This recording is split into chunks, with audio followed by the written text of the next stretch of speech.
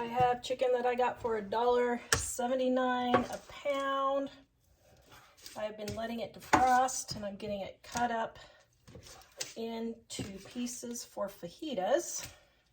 Now I'm gonna let this sit in here and marinate for just a few minutes. Fajita seasoning, if you want my homemade fajita seasoning, super delicious. Dining on a Dime Volume 1, page 229, right there.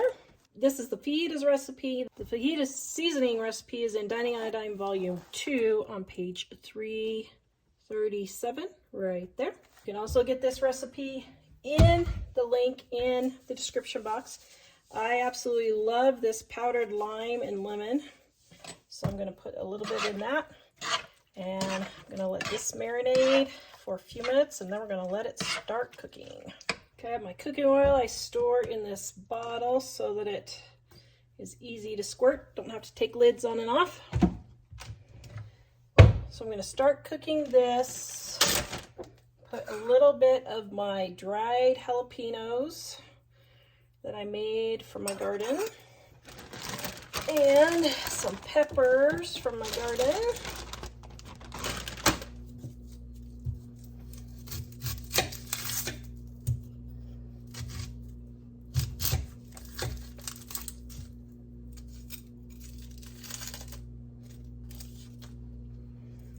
And some onions.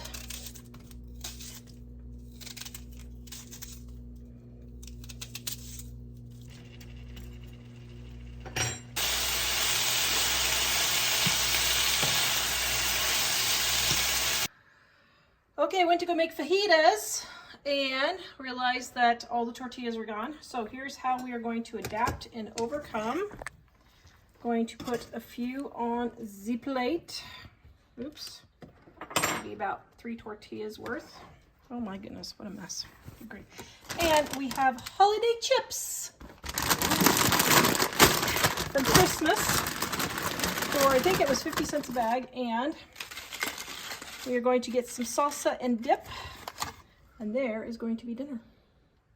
Perfect. The colors are changing and everything on the chips. Perfect for September. Perfect for September, having the color change. Yes.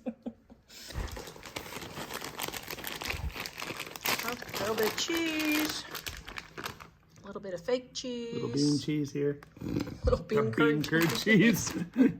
Okay, so I might decide to try a little different approach here. Oh, is this not what you were intending? No, but that's fine. I thought you were making them fajita nachos or something. Sure, now they're fajita nachos. See, we adapt and overcome. What do you think of fajita nachos? Mm-hmm. There you go. Fajita nachos, a new invention by Tara. Fajitas with a crunch. Wear gloves, guys. That way you don't have to worry about getting the pepper off your fingers. We are going to give you our Dining on a Dime cookbook ebook, volume number 1, free at livingonadime.com. Click on our shop, click on our ebooks, click on Dining on a Dime volume 1, add it to your cart. When you go to checkout, use the coupon code DINING1 and you will get our ebook absolutely free with no obligation and no strings attached. Visit us at livingonadime.com. For this apple cider sauce, I have browned my chicken with just some seasoned salt, adding my apple cider and my honey. Where was your honey? So for prepping people, this is my 10-year-old honey that I decrystallized. And look, it's just perfect. I'm gonna say you're feeding your family 10-year-old honey? Yes. If you're a prepper, you know that honey is one of the foods that practically never expires. So don't worry if your honey is expiring. You're not expiring. Oh, thank you. All right, then Would you be sad if I expired? I would be sad. I would be sad if you expired. Okay, so now we're going to bring this to a boil and let it boil down until it's about half. You expired. Yes, I would be sad if you expired. Oh, thank you. I might even cry You might. after I cash in the life insurance check. You'll cry when It you is. come in and the sink is heaped over with dishes. I will, yes, I will cry when the sink is heaped over with dishes. I will definitely cry. Oh, poor Mike. He's our resident dishwasher around here. So we have to tell a funny story. So we just went back east for our anniversary to see the fall colors change. And our oldest, when we came back, our 3 sons happened to all be home at the same time visiting. And our oldest said, yeah, after the second day, we started realizing the dishes weren't getting done. And that maybe we should do something about it. What's even more cool is he said, so I said, okay, guys, we're all adults here. We all need to pick up after ourselves. And they did. We came home to a clean house. I was so proud of them. I know, I was very proud of them. It was just pretty funny. Now, I add a titch of salt to everything because salt brings out the sweetness. So, the original recipe doesn't call for that, but I'm adding it in there. Okay, we're gonna let this boil down. How you can tell when your sauce is reduced enough is see how the bubbles are getting really big now? That's the last of the water boiling out, and now you're getting down to mostly sugar.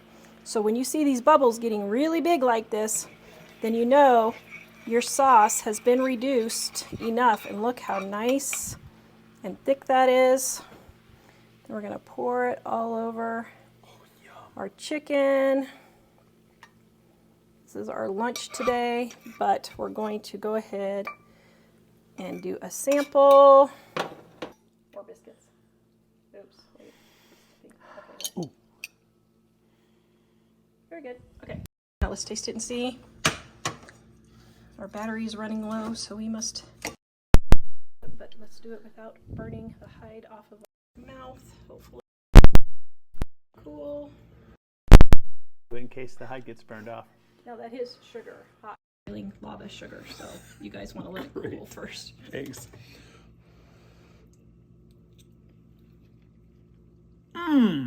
Oh, yum. Is this our new favorite recipe?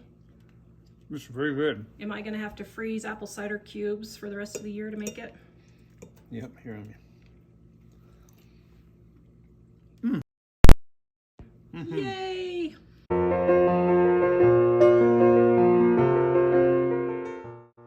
Hello guys, I am Tara, the author of the Dining on a Dime cookbook where you can eat better, spend less. We have real food for real families, none of that crazy stuff around here.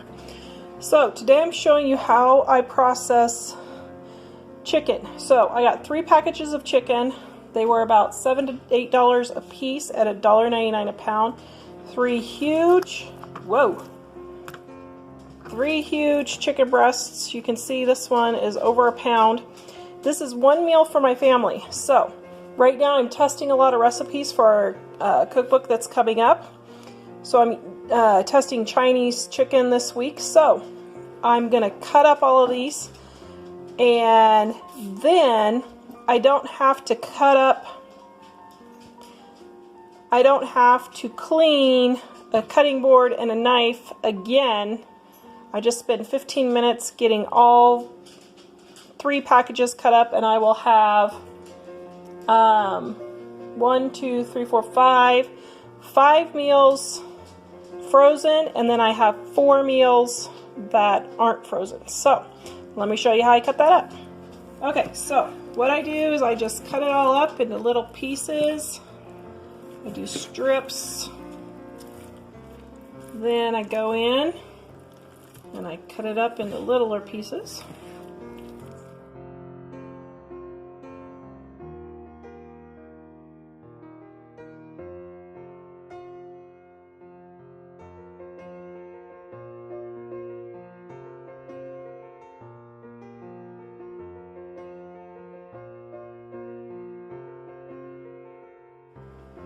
Okay, so I've got 1, 2, 3, 4, 5 chicken dinners all cut up. I'm going to defrost these, make our sweet and sour chicken base for the chicken, and then I'm going to make sesame chicken, sweet and sour chicken, orange chicken, and get all those recipes tested. But now I don't have to dirty another cutting board and knife. Please check out our Dining on a Dime cookbook where you can eat better, spend less. Give us a big thumbs up, like, subscribe, and share, and visit us at livingonadime.com.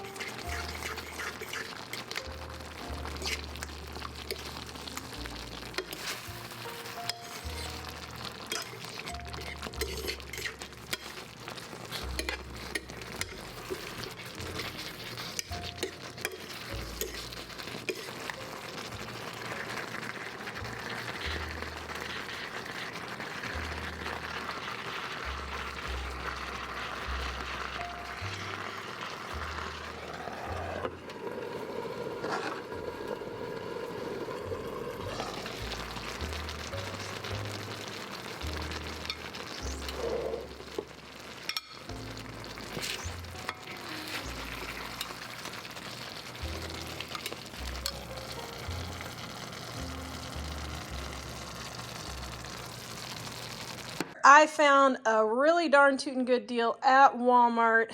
They had chicken for $1.40 a pound, then chicken for $1.26 a pound. So I got a good portion of what they had because at that time my freezers were empty.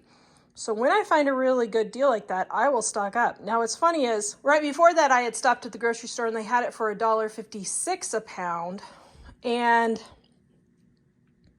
or 59 a pound, and normally that's my stock up price. So I had gotten several packages of it before, and then I ran across this extra super good deal. This is where our price book comes in to play. So then you know when it's a good deal to stock up. So people ask me, how do I store all of this chicken?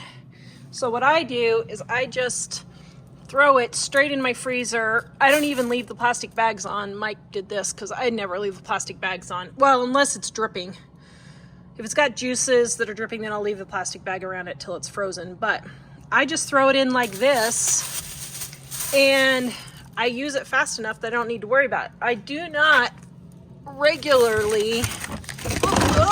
Oops. Oh dear. Avalanche happening. Okay, had an avalanche happening. Okay, so if I get the big boxes of chicken, then I will repackage it into here. But if I get these, like the ones that I got at Walmart, then I will just leave them in this and just throw them in the freezer. So I have this whole freezer, and then I have this whole freezer, and it's got chicken and roasts in this, and butter is the majority of the things in this freezer. Okay, I'm making honey garlic chicken. Is adapted from our Dining on a Dime cookbook, volume 1. Right here is where the original recipe is. It's our #1 recipe on our website. But these are the chicken tenders. I think I got, how much were they? They were $1.47 a pound, I think is what these were. So these were frozen, got those. So what I do when they're frozen is I put in some oil and I put the lid on, and this defrosts the chicken first, okay? It basically cooks it too. Then I'm going to take the water and let it boil off and get it browned. I'm going to take the chicken out and make up my sauce. Okay, so here's a little tip. I have crystallized honey right here. See this crystallized honey? These bottles are a pain. I don't like these bottles. So what I'm going to do is I'm going to cut this open on the bottom.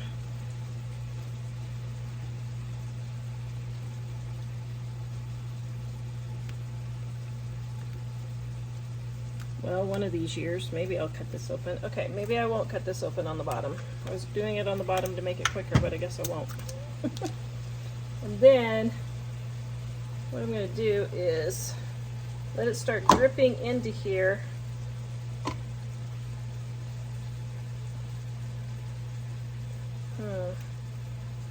These plastic bottles are awful because you can't see. How would I do this? I got a pitcher of hot water.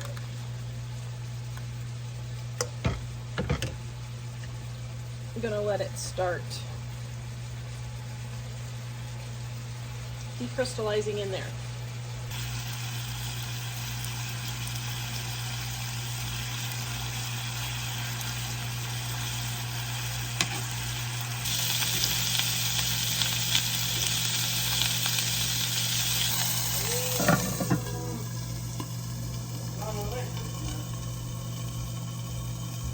Cook it. Make it brown. Make it brown and roasty toasty. Oh my goodness, you're recording me. Oh. What? Just so I know if I should go do something or not. How long are you thinking? Like 5 minutes or so. Read my code. Okay, is that browned better? Okay.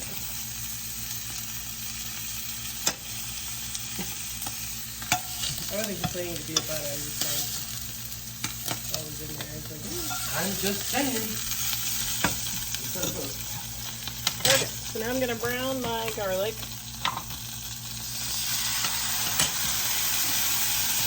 Just throwing some in.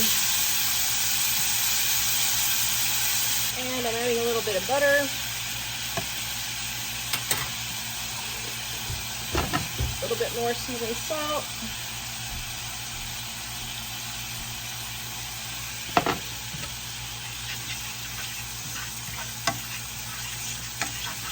But Mom, Yes.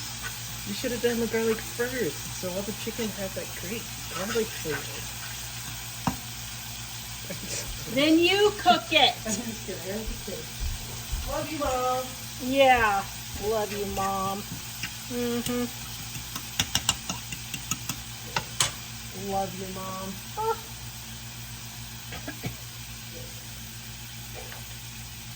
By the way, you'd be amazed at Yellowstone how many Canadian quarters get through. I'm not surprised, actually. So many of my friends would like accidentally get Canadian quarters and they'd be like, hey, would you like a Canadian quarter real quick so I can balance my drawer? I'm like, okay.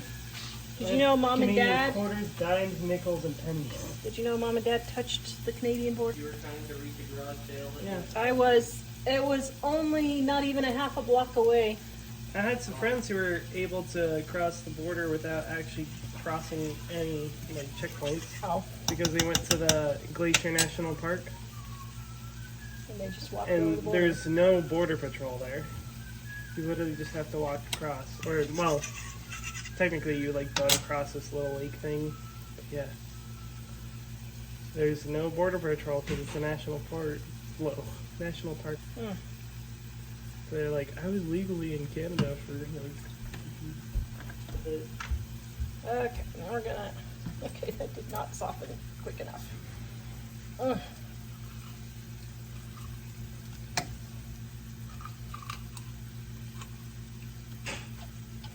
But we are not going to let good honey go to waste at all.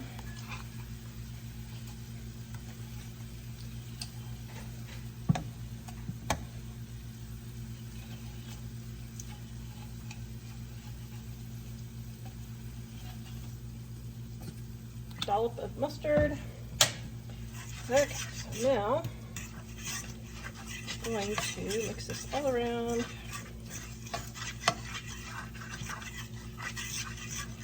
We're going to bring it back up to water temperature. And we're going to throw our chicken back in, put our rice in the microwave. Hopefully. And I got a bag of cauliflower all cut up and ready to go. I mean, all cut up, all cooked and ready to go. All right. 2 more minutes for my rice and we're ready to go. 4 more minutes for my rice and we're ready to go.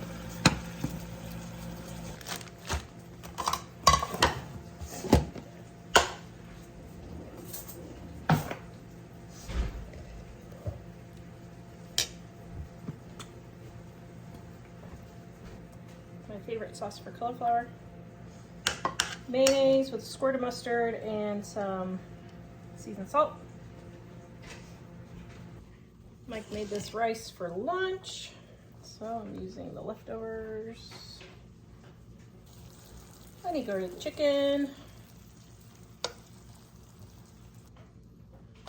Should have made more sauce. Oops. Oh well. Just add more butter.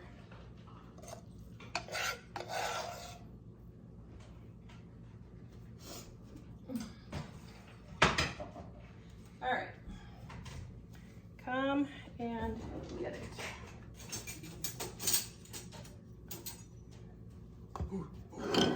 Was that cauliflower? It is your favorite, right? Isn't that your favorite? All right, let's see. It's for your rice there. I didn't have enough sauce. Okay, honey garlic chicken right there. This is our day after vacation meal. Mom doesn't feel like cooking after vacation. I didn't test it, so I hope it tastes okay. Delicious? Yay. I'm so glad I didn't fail. Okay, good.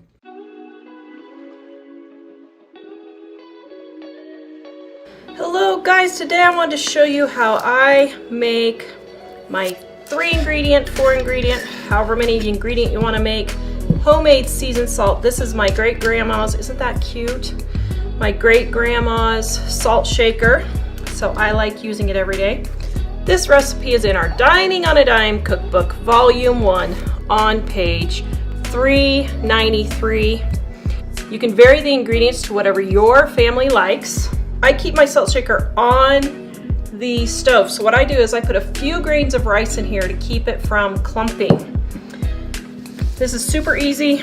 All you do is take salt. Now you can measure this out and then use a funnel and pour this into your salt shaker if you want after it's mixed. But I have done this for 25 years, so I just estimate because I just know that I do about a half salt and about an 1/8 garlic powder and an 1/8 onion powder and a sprinkle of pepper and a sprinkle of paprika and then fill with salt. Alright, so I got my garlic powder and my onion powder. I find the cheapest ones are at Walmart. Just these little ones here, they're $1 at Walmart. Then we don't really like paprika a lot, so I just do a light sprinkle of paprika and then a light sprinkle of pepper, and then I fill the rest with salt.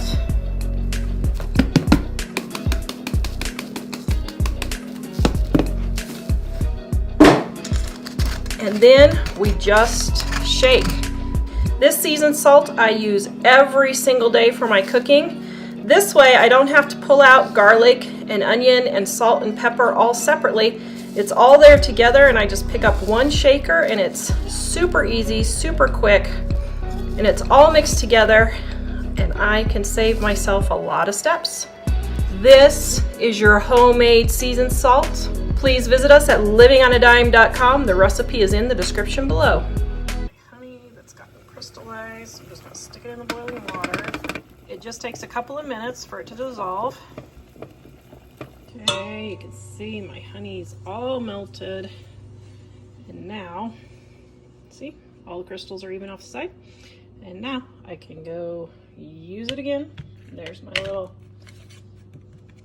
thing that to keep it from getting all over.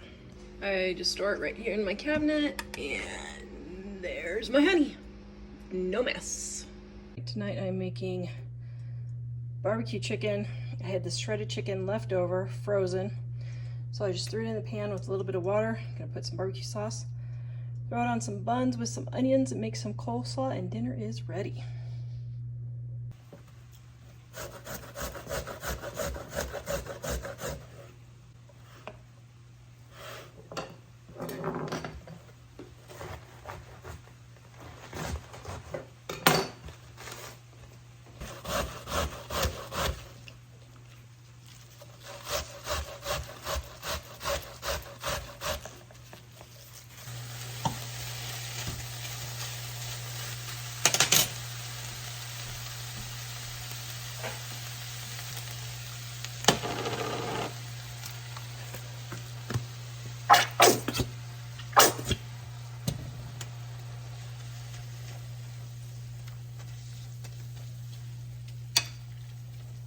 There is my main dish. I'm turning off the heat and letting the residual heat finish cooking it or warming it.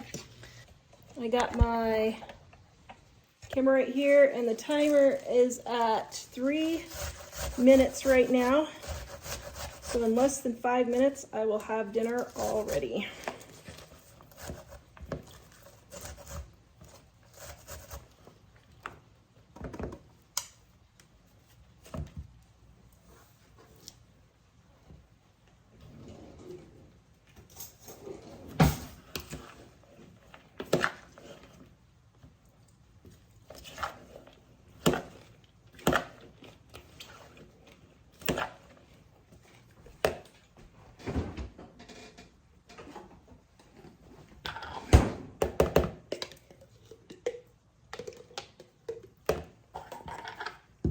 And my mayonnaise. All right, my timer is at 4 minutes and 40 seconds. So that's it. Dinner in 5 minutes. And I didn't have to go out to eat, and it was less than $5.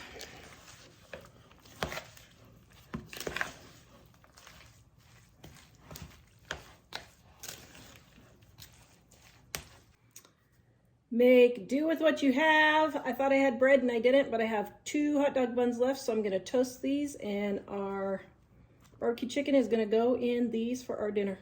I toast my buns in the air fryer when they don't fit in the toaster, and it toasts perfectly. So here we go.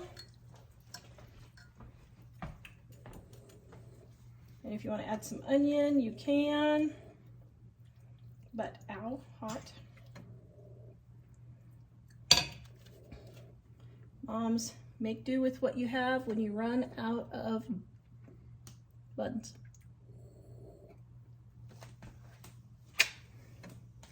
You ready for it? I just got a plate right there behind you. Thank you.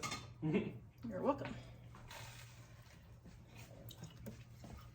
This will be my after school snack.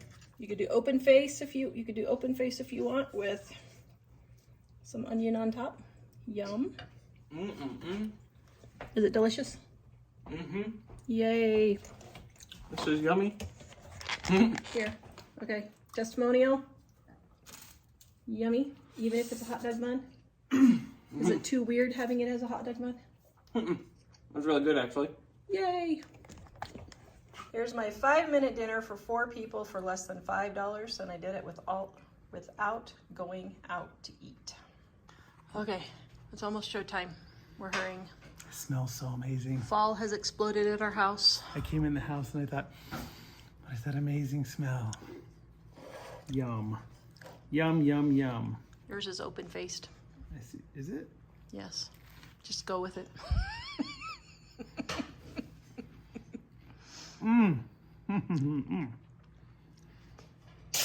Not bad for free food, almost. Almost. Leftovers. Hot dog buns nobody would have used. Leftover chicken nobody would have eaten. Cabbage and carrots were new, but I don't know what problem people have with leftovers, but I they're know. amazing. I don't either. If you store your onions in the refrigerator, you will not cry when you cut them. Okay? See? Look at my face. Am I crying, dear? No tears. No tears. Okay? Then, if you store them in the refrigerator, you will never have that problem again. I have not cried cutting onions in the 30 years since I've learned this tip. And, okay, show again. See, no tears. I'm making enchilada casserole. Now what I did was I took some frozen boneless, skinless chicken breasts and I cooked them in the Instant Pot. Now, I'm making chicken enchiladas, but I'm saving this broth for chicken noodle soup later in the week. But I like doing the chicken in the Instant Pot because I can just throw it in there frozen.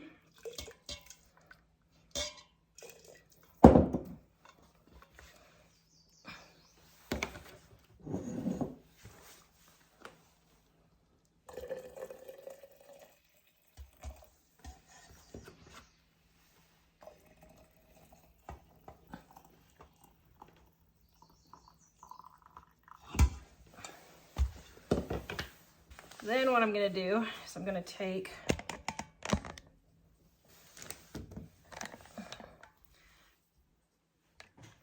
two forks and shred up my chicken just like so. Guys, don't waste time getting a beater and all that tip.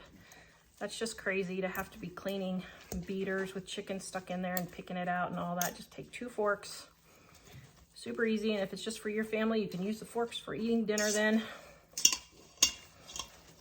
Okay. I mean, my goodness, this takes, what, 30 seconds to get this all shredded? Maybe.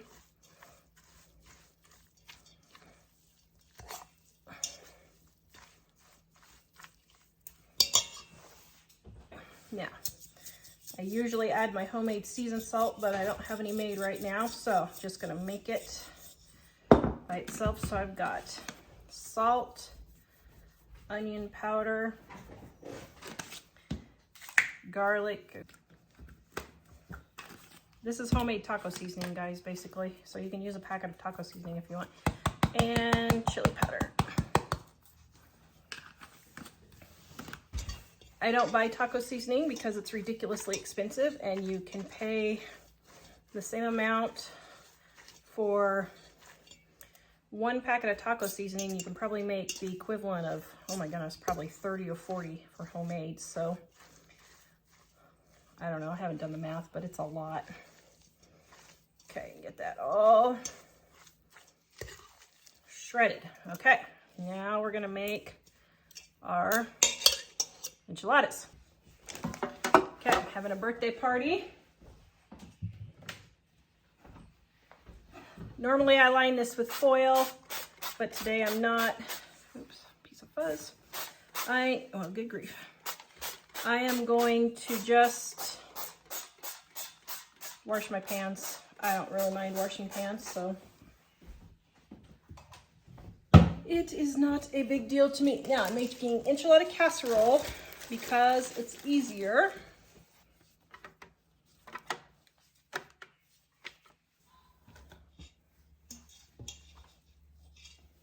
Take my chicken, spread it all around.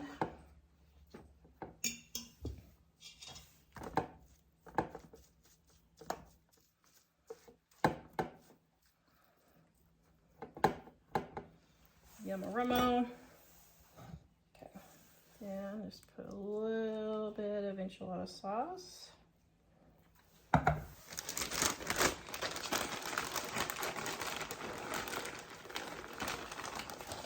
And a little bit of cheese.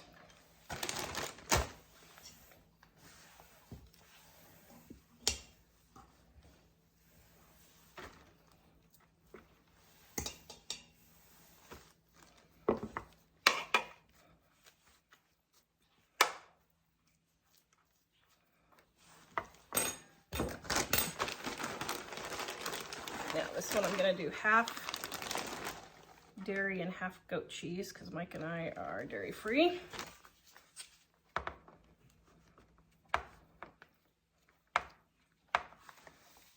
Okay. Then I'm going to put my next layer of enchiladas.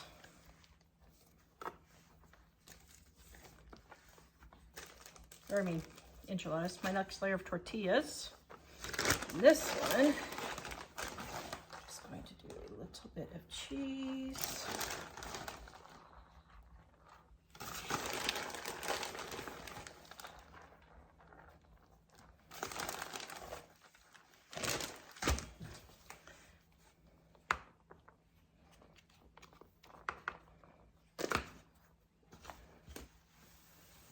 And some olives. Whoops.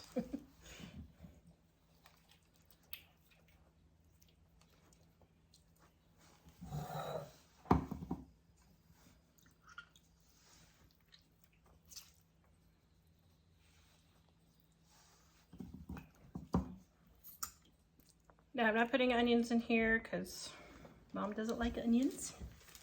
So I'm leaving those to the side. And I'm going to put my third layer right there. What dost thou think? You put the olives on there and everything? I did put olives for you. Is your birthday worthy of olives? I Yes. believe it is. I feel your birthday is worthy of olives. Okay, now you may have a taste of chicken. Okay, so now I'm going to pour my enchilada sauce.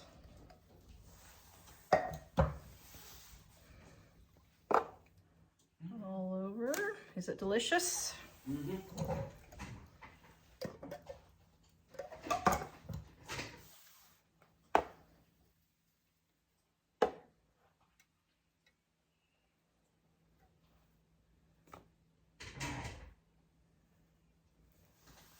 And I'm going to put cheese. Oops. Well, I didn't have quite enough goat cheese, but that's okay. And cheese. Man, I should have got more cheese. Oops.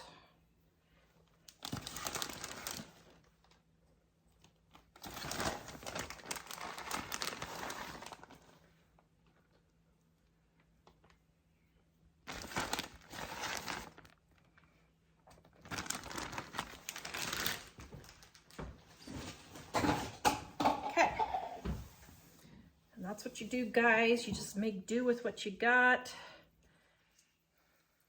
Should have probably got a little bit more cheese, but that's okay.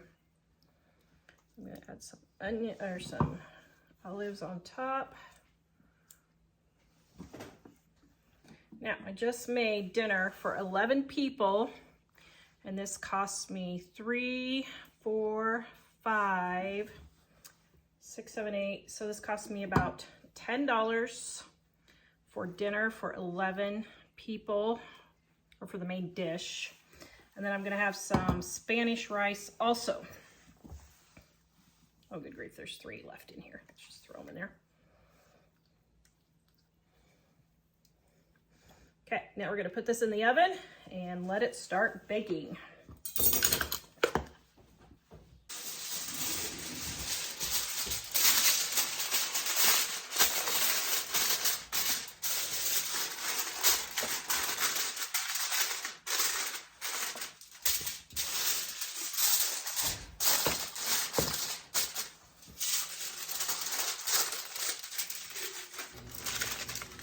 Okay, here are our enchiladas. Does that look yummy? I'm having a party, so I'm not going to show taste testing right now, but this is what they look like. Tip for olives, just smash them. You don't need to cut them up. Just take your hand and go through and smash them, and they will be in nice little pieces. Take, my goodness, not even half, 1/10 of the time to cut it all up. If you want your Mexican food to be stringier for type of cheese, add just a little bit of mozzarella. You don't have to add a lot, just a little bit, and then it gives it the nice stringiness and adds a little bit of flavor. And then we got our Fiesta blend. What did you just say when you took it out of the oven? That looks pretty good. Does it look delicious? Yeah. Do you think? What is it? I would love to eat that enchilada casserole. Oh, yes. I would love to eat that enchilada casserole. I am running out the door and I am making my roast sticky chicken with chicken thighs, but I'm adding a little bit of a different twist. So here's my flavoring. So here's my seasoning that I made from my roast sticky chicken, the big one. I'm putting a little bit in there, but I'm just gonna add a different twist and put a little bit of brown sugar, or a lot of brown sugar. Okay, and then I'm gonna mix this all together, just like so. Yum. Have my aluminum foil here to line my pan to make cleanup easier. Now, here's a little tip. I found this foil unopened at a garage sale for, I can't remember if it was 50 cents or $1, and it was completely unopened. So guys, look for alternate places to find your foils and your plastic wraps and all of that to help you save money. Okay, so I've got my chicken thighs.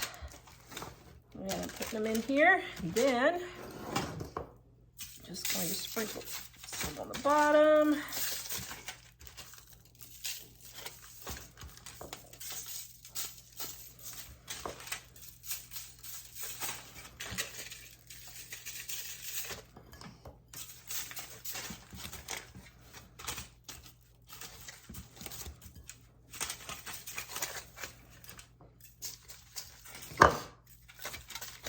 Okay, now I'm gonna throw this in the oven at 350 degrees for about an hour.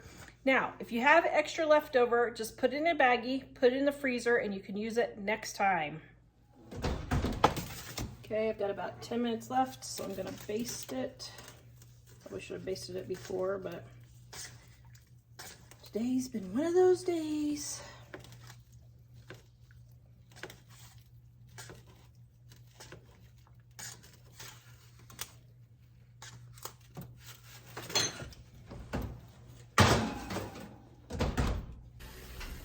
Okay, I've got my roast sticky chicken. Oh, yum. I turned the broiler on just a second, so that's why the tops are just a little bit black there, but that's okay. I just wanted my skin to get extra crispy. So we've got steak potatoes. What do you call these? I can't remember what I call these. Wedges. Anyway, steak potato wedges, broccoli, mom broccoli, dad broccoli, kid broccoli. Yum. So I got this big box of 40 pounds of chicken for $69, which is about $1.70, $1.60, $1.70 a pound. So for us here, that's a really good deal. So for me, it's worth having to repackage this. Okay. So what I'm gonna do is holy macaroni, that's a lot of chicken. So these are huge pieces that aren't cut. So what I'm gonna do is cut these up into tenderloins because that's the size we use the most. And then I already have that pre-done for my dinners. Now this is gonna take me, I don't know, I'm gonna time myself and see how long this actually takes. And then I will let you know for sure. But it doesn't really take me that long to do. Then I'm gonna put them in bags, close the bags, and then what I do is I run a rag with bleach water around each bag because I'm not gonna wash my hands in between bagging each piece of chicken. Okay, that took me 15 minutes to get 40 dinners worth of chicken cut up. Now it's gonna take me 5 minutes to bleach my sink and clean up my mess. Guys, please, I am begging you, stop using vinegar to clean up bacteria-infested messes. Vinegar does not disinfect. It does not disinfect. Stop listening to the internet. It's a lie. Go look at your health department website. It does not work. Bleach instead. Use bleach to clean up your bacteria messes. I got chicken for $1.74 a pound. Look at that great deal. I went to the big city and got groceries at Kroger because we don't have a Kroger in my town. Big city of 40,000 people. 33,000. 33,000 people. That's twice as many people as we have here. That is, isn't it? I know. All right, got my bacon grease. Now this is just a made up recipe because I'm tired. All right, so I'm going to cut this chicken up into pieces like this, which is actually pretty good. Holy cow. Is this already cut up for me too? How in the world did I manage that? Well, hot diggity dog. And then I have some mushrooms that I bought and I cannot remember why I bought them. So, let's see. Okay, so this one I'm gonna cut up. So this is a piece of chicken that I had left over from another thing. It needs to be a little bit smaller, so I'm gonna cut that up.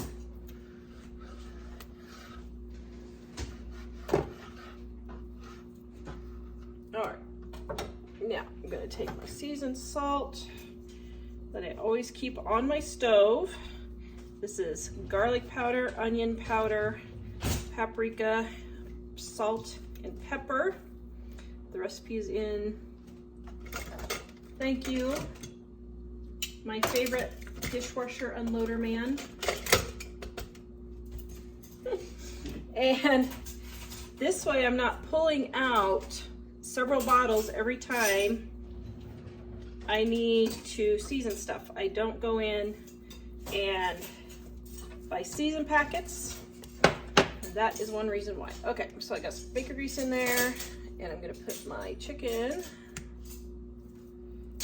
This is gonna be a butter garlic mushroom sauce type thing, sort of, kind of. Then I have extras left over for Mike's lunch.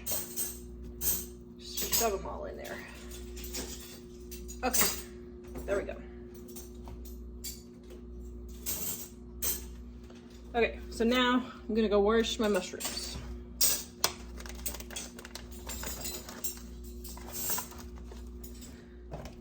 All right, so now I'm gonna cut these up. Yes, this is my dirty chicken pan, but I'm gonna cook this in the hot oil. It will kill any bacteria that is moved from one to the other.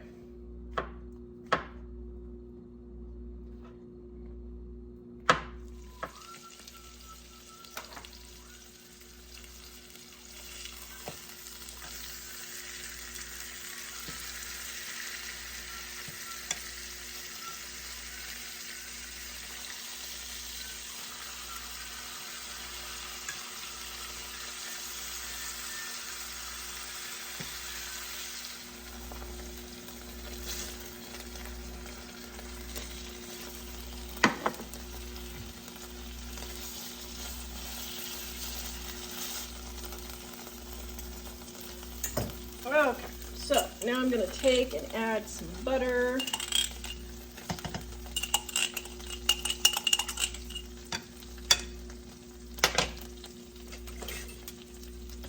And since ghee is about $10 for this tiny amount here, I make my own. I don't buy it, but I'm not going to waste it either. I am using a spatula this time, but regular butter will be fine. I just am dairy free. So now I'm adding a generous amount of garlic because Mike loves garlic. And I'm gonna throw my mushrooms in and cook.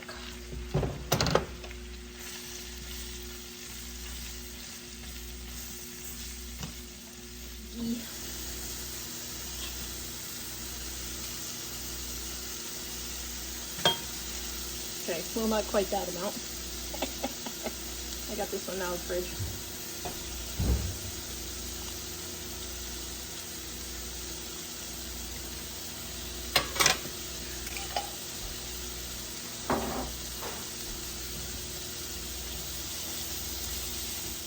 Okay, now I'm gonna pour some of my mushrooms and butter over the top. Ooh, hot. And there you go. Yum. This is the jack broccoli. Doesn't your mother love you? Oh man, I forgot a reaction shot. Okay, so now you have to pretend like this is your first bite. Is it delicious? It is really delicious. I love mushrooms. Chicken and mushrooms, and Tarzan does an amazing job. Here. Okay, here. Now pretend like this is your first bite. You ready? Go. What's this? It's chicken mushroom. Garlic chicken mushroom. Is it delicious? It's a taste sensation. Actually, man, I've had stuff that's not nearly as good as this at restaurants. This is really good. Thanks. It's because I made it extra garlicky for you. Oh, I'm sure. That makes all the difference. Okay, so let me show you real quick. I do the little cubes because if you fill them 3/4 full, right there, it's exactly 2 tablespoons of bacon grease. So this makes it great if you're counting calories or you just need to know a precise amount. Now, my family has shrunk, so I don't have as many kids at home. I only have, well, let's see, how many do I have? I have 4 at home instead of 7 of us. And so I have been freezing in these little cubes because it is just so convenient. If you want to use a regular tray, it is still 2, oops, I got that one just shy, but it's still 2 tablespoons. So now I'm going to throw this in the freezer and show you how they just pop out. Okay, here they are frozen, and I just pop them out. Whoops.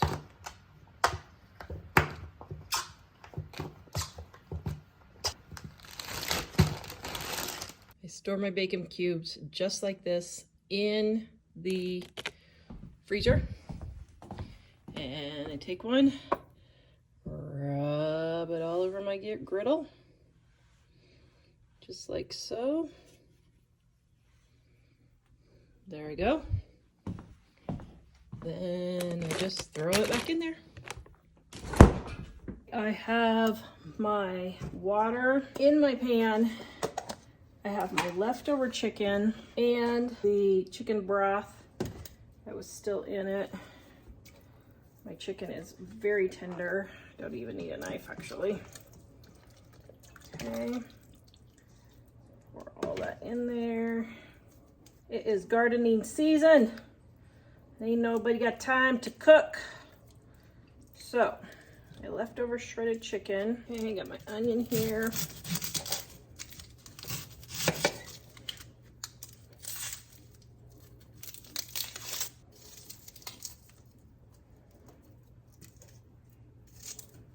All right, now here's a little trick.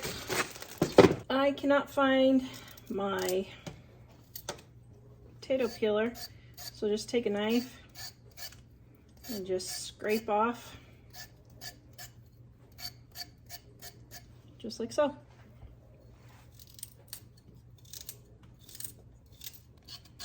Use the other side if you want bigger hunks.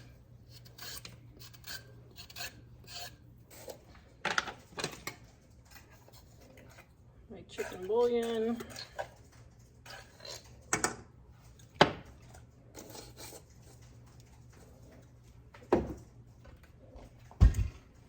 And my seasoned salt.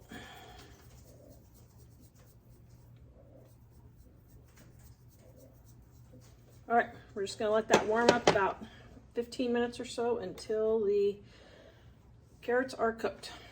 Okay, so my chicken is all done.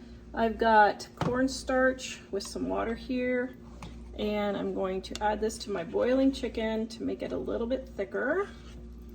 And then I'm gonna check my spices. Probably needs more salt because the world needs more salt, people. Okay, put that in there. And we're gonna let that cook for just a minute to make like a gravy type sauce for our chicken. Now I might need more bouillon, might need more salt, I don't know, we'll see.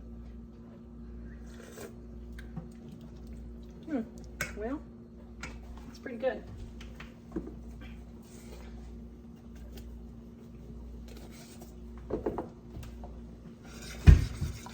She adds a tablespoon more bouillon. Let's see. All right, if you want a basic chicken soup recipe, Dining on a Dime Volume 1 is where you can find this.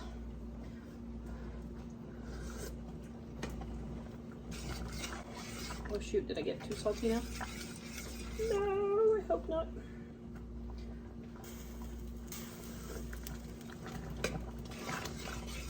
All right, I think that'll be okay on top of our rice. All right, let me get my rice. Add some pepper.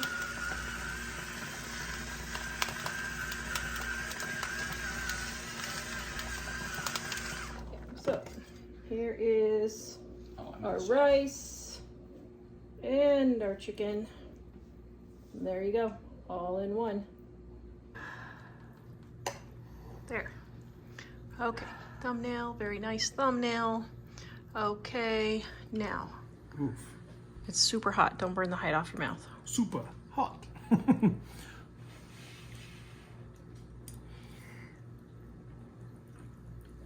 Chicken and rice. Good use of leftovers, isn't it? It's really good. Okay, now I don't have any egg because we just got back from a trip yesterday. So I'm just kind of winging it here. So this is mashed potato flakes with my seasoned salt, Dining on a Dime cookbook, Volume 1. This I use every single day, several times a day. What's making? Breaded chicken? Yes. Is it Parmesan breaded chicken? No, I can make a Parmesan. Do you want a Parmesan? Yes. I would take some breaded Parmesan chicken. Okay. Well, let me find the Parmesan. Do we have Parmesan?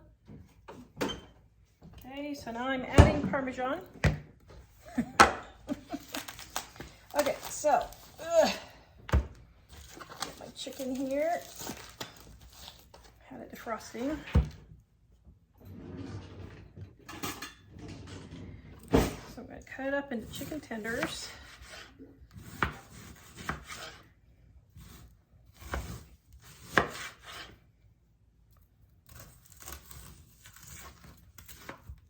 I'm going to spray it with oil first. I'm making some for me without Parmesan because I'm dairy free. I'm just going to roll it in the Parmesan chicken and roll it in the potato flakes just like so. Oops, I forgot to spray that one. Okay. All right, there's some for me. And now I'll add the Parmesan for the family. And then we'll add a little bit of ranch, because why not? Okay, now we'll mix this all together. Okay. And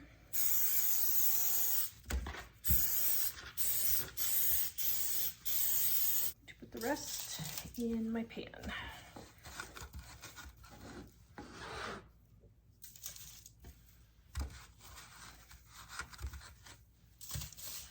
Okay, now we're having extra people tonight, so that's why I'm making more.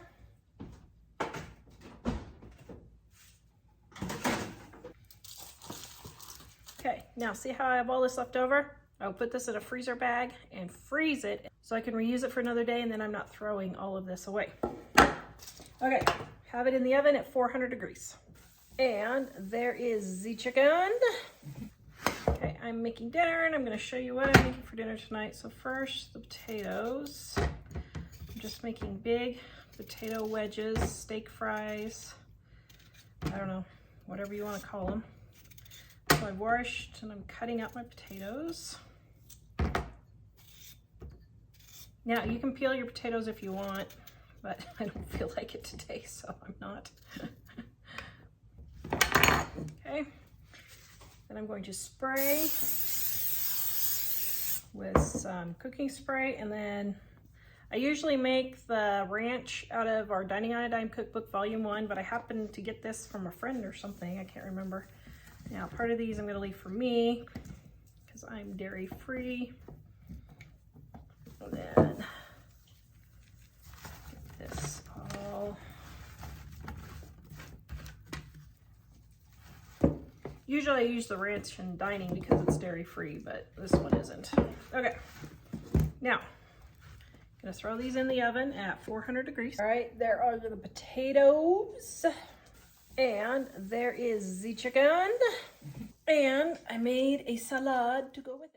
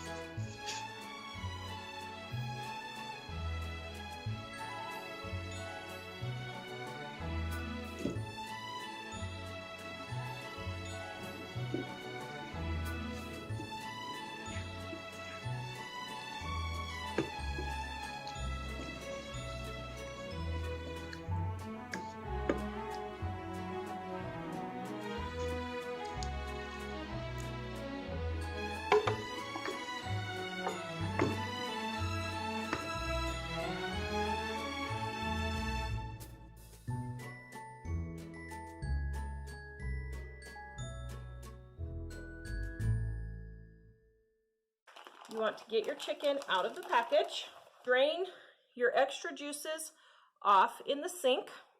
Then you want to take out the insides. My chicken is still a little frozen, wrong side.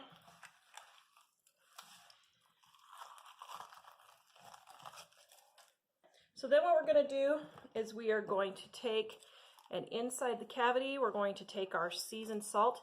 You do not need to wash your chicken before you cook it. All that does is splat chicken germs all over your kitchen, and no self-respecting germ would live to the proper cooking temperature, so you don't need to worry about it. Now, I stuff as many onions as I can inside, along with my seasoned salt, and then I just place the rest of them around my chicken. Then all I do is put this in an oven at 275 degrees and let it cook all day long for 5 to 8 hours, depending on when your dinner is. Baste occasionally every 1 to 2 hours if you want, or just the hour before it's ready, that's fine. If you want, you can throw some potatoes or carrots in with this the hour before it's done also. That's how simple it is. Let me get this in the oven and I'll show you what it looks like. If you're worried about your chicken being done, just put a meat thermometer in it. It needs to be 165 degrees or more. You don't need a meat thermometer though to check and see if it's done. All you have to do is put in a fork and see how easily that just falls apart. Then you know your chicken is done, safe to eat. If you're not quite ready for dinner and your chicken is all nice and golden, just turn your heat down to 170 degrees to keep it warm. and basting it every 30 minutes to an hour, you have beautiful roast chicken. The recipe is in the description below. Please visit us at livingonadime.com. Don't forget to clean anything that has chicken juice on it with a little bit of bleach water or rubbing alcohol. So in your breadcrumbs, you want to add seasoned salt. And if you would like, you could add some paprika or some taco seasoning, chili powder, anything like that. Okay, so now these are super thick chicken breasts. So what I'm going to do is I'm going to go in and cut them in half just so they don't take so long to cook. Then what you're going to do is generously coat your chicken with oil. I don't put the oil in a pan. I just sprinkle a little on and then I just twist all the chicken around and get it well coated. Some people will fill their bowl with oil and then dip it all in and then you have all this oil wasted. But see, this way you have very little waste. Then what you're going to do is you're going to take your chicken and you're going to dip it in your breadcrumbs just like so. Put it in your air fryer.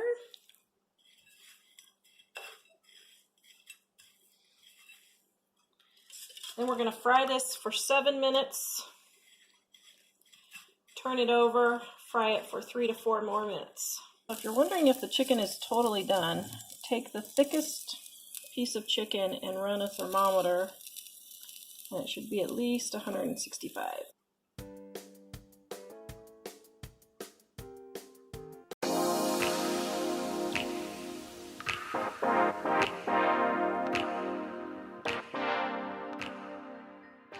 This recipe, I have my cornstarch, my flour, and my seasoned salt in my bowl. I'm going to take my chicken, dip it in my egg, then I'm going to coat it in my flour mixture. Make sure it's well coated. Then I put them on a plate and spray one side really well with cooking spray. Then place the cooking side spray upside down in your air fryer. Then we're going to spray the other side with cooking spray. All right, if you want to make sure your chicken is done, just put in a meat thermometer and it needs to be 165 degrees. Mine's done. We're going to put it on our plate. You have yummy chicken nuggets. Make things easy. I got these air fryer liners right here at a yard sale. I don't know, there's got to be at least 100 in there for $1, and they even had food handling what do you call those, gloves also in there.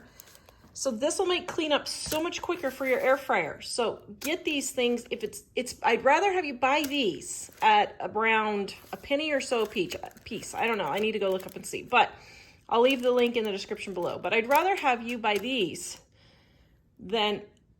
because you dread cleaning your air fryer than to go out to eat. So make life simple and use things like these air fryer liners.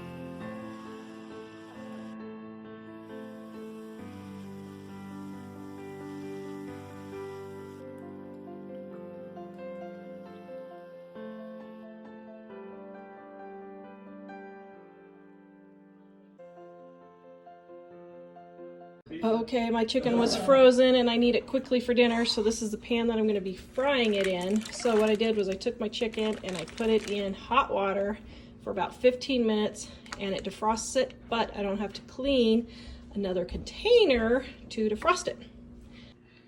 Okay, I use bacon grease even when I'm just frying regular chicken. It just adds a really good flavor.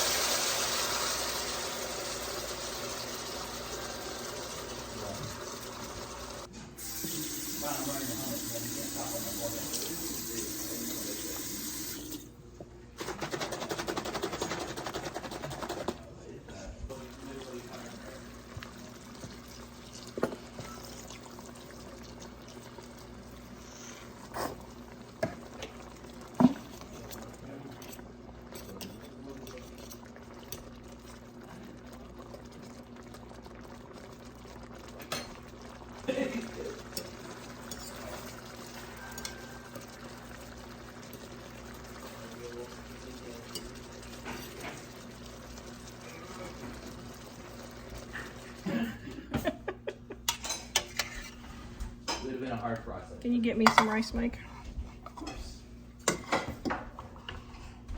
My pleasure.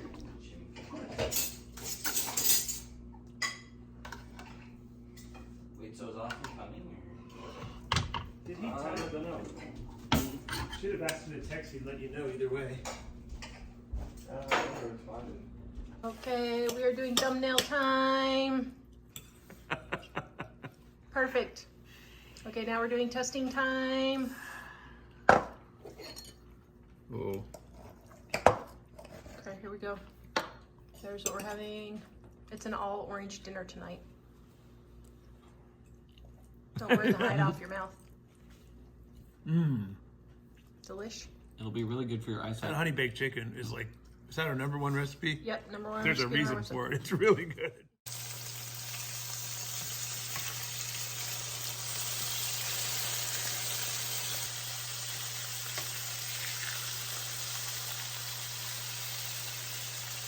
Okay, I am going to put my chicken in another bowl just to keep this a one pan dish.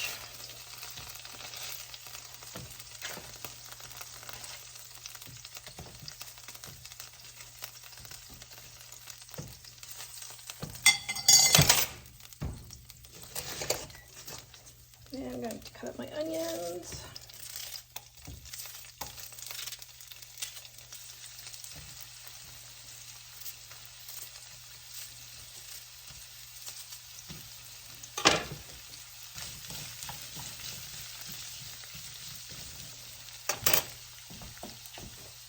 All right, so while my onions are cooking, this is in our Dining Iodine Cookbook, Volume 2.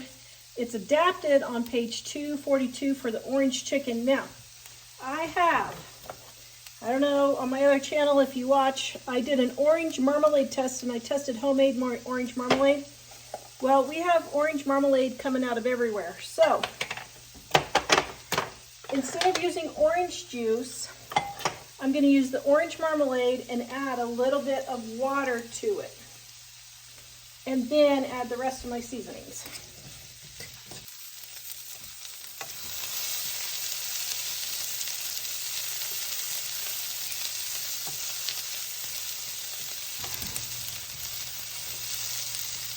All right, so now I'm going to pour my onions over my chicken. Got my water and my cornstarch.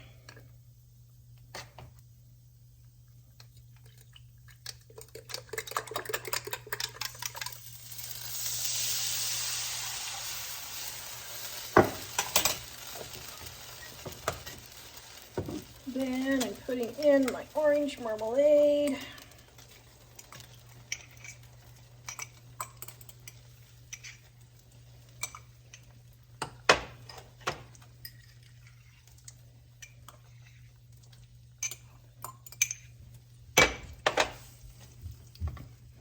Okay, and then we've got garlic powder and ginger.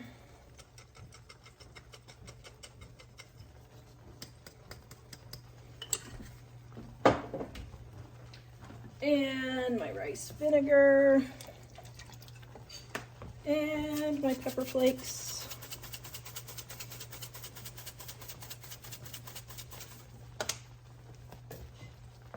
All right, and then we're gonna mix this all around.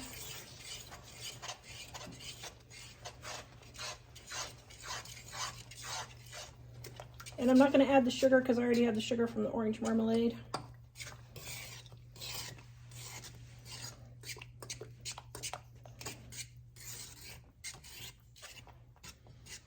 Yum, that looks really good. Okay. Okay, now I'm gonna taste test it. Oh man, that is really good.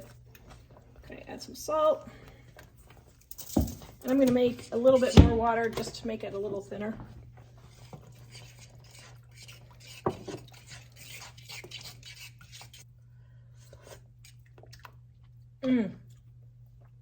Yum. That is delicious. All right, got my rice. Got some onions and chicken.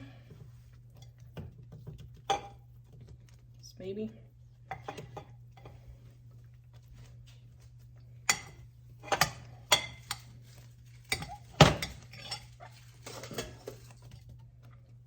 Then we're going to put our sauce over the top.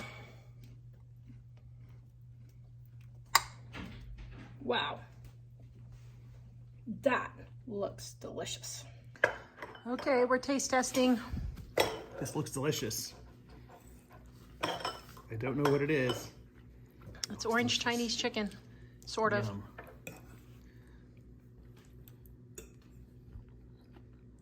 Yum. What's the verdict? It's really good. Is it delicious? Did you make it with marmalade? I did. We have marmalade coming out the wazoo, and I got to get it used of up. marmalade. Nice. Okay, thumbnail. Hold the plate of food up. Oops, wait, you're out of focus. That was very good. Okay. Oops. Okay, so I used 2 jars of homemade orange marmalade, 1.5 cups. I should have probably only used 1/2 cup. It's a little orangey. It's really delish. It's really delicious, but Yes. I could have used 1/2 cup and would have been fine. All right, this recipe is maple glazed chicken.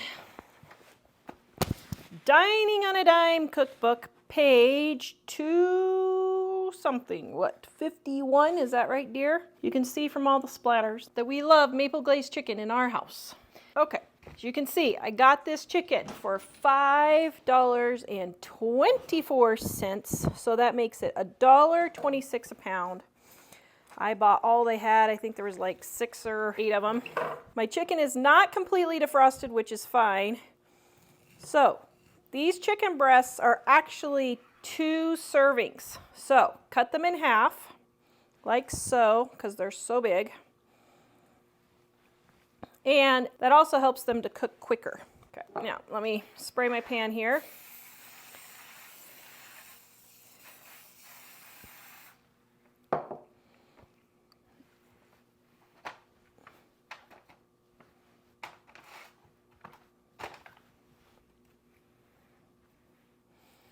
Now, this is, I am doubling the recipe to feed a family of 8 now.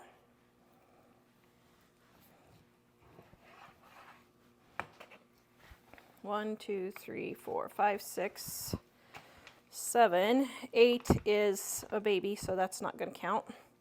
Okay, so most of the kids are pretty small. I might just go ahead and do one more. All right, let me cut this piece for us for dinner, and then it'll all be all ready. Just a second, let me wash my hands. Okay, next I'm going to take my seasoned salt. That recipe is also in our Dining on a Dime cookbook, and I will link it in the description below. It's on our website, Living on a Dime. Sprinkle it with seasoned salt, just like so. Then we're going to put it in a 450-degree oven.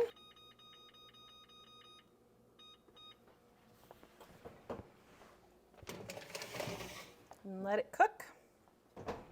Then, this is my new favorite pop that Mom has. It has a lid that has a strainer on it. It's pretty cool. I will link this below also for you guys. Going to put in my butter or margarine, whichever you want. My maple syrup right there. Okay, now I love these little true lemon things. Yes, this is a luxury, but that way I don't have lemons spoiling on me, so that's what I use for my baking. I actually save money because I don't have my lemons spoiling, but if I would remember to freeze them, it would be fine, but I don't. Okay, so then we're going to put all this in here and let it come to a boil for about 5 minutes to come together and thicken. Also, I'm going to add just a little bit more seasoned salt to it.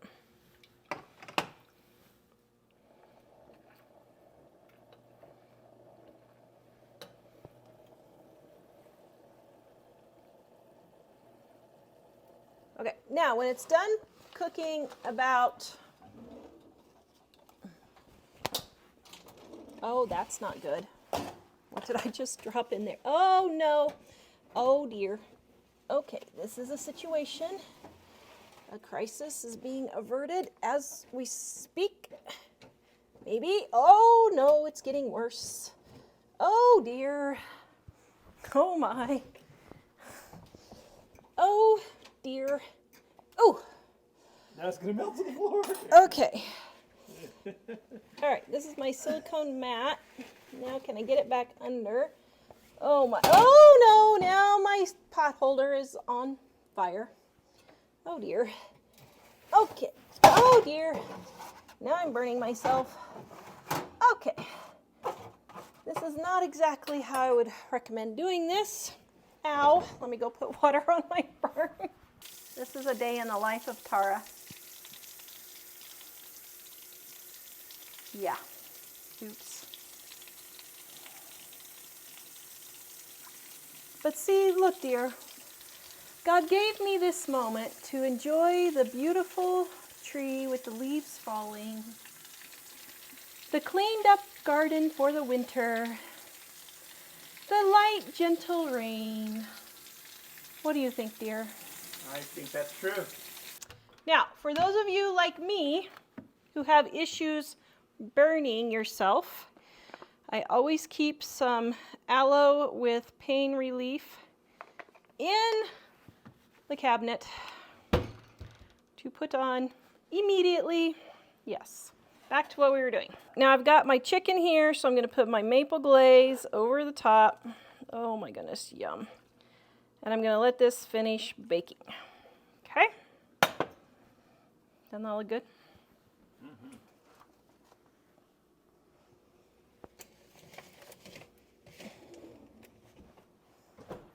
Before we get to the next recipe, I wanted to show you how to easily clean your glass top stove. Now, this here, the pink stuff, is my favorite cleaner right there. But before this came to the United States, I used baking soda. So I'm going to do a test real quick to see. But first of all, take a razor scraper and you're going to hold it flat and you're going to push all the great big stuff off. Okay? Just all the great big stuff off, just like that. Okay? Then you're going to wipe all the big stuff off. And I've got a bucket of water here just because I don't want to go back and forth. Now I'm going to do a little test here to see which works better, okay? So let's start with the baking soda. Right here is the baking soda, and you just scrub a little bit, just like that. Okay. That was about 10 seconds of scrubbing. Okay, that didn't do too bad. There's still a little bit left, but that didn't do too bad. Okay, next is the pink stuff right next to it.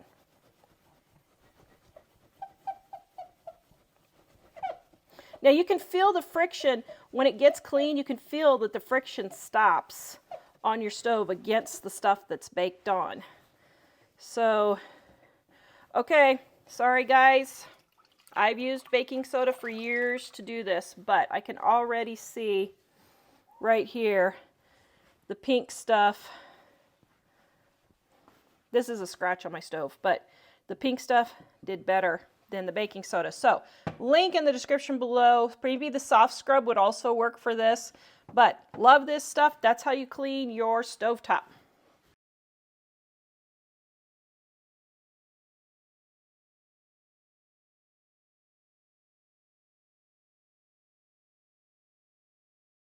There you go. That literally took me like 30 seconds. Voila. Isn't that beautiful, dear? Yes. Can you see your reflection in it? Ooh. Oh, are you okay? Oh, I'm sorry. Here, I'll kiss it for you. Okay, you can see how much cleaner this is. Somebody scratched my stovetop. Don't know which one of the people in the house it was, but anyway, yeah, these are scratches. This 3-ingredient oven fried chicken is super easy to make. All you do is take 1 stick of butter or margarine and put it in your 9x13 pan. Now this is going to a family that just had a baby, so I am using a disposable pan for this one. Then you're going to put this in the oven and let it melt. While the butter or margarine is melting, I'm going to cut my chicken breasts in half. Okay, I need 8.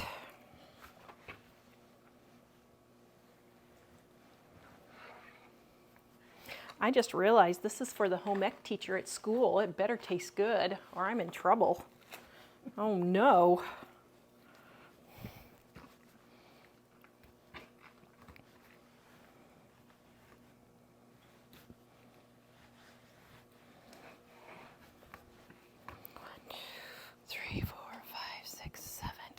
Okay. Ugh. Okay. This is going to be our dinner tonight. After your butter or margarine is melted, add your seasoned salt to your baking mix. Seriously, this is a 3-ingredient recipe, guys. Butter or margarine, baking mix, and seasoned salt. That's all you need. All right. Get a good, generous dose. Then, look, it isn't that cute.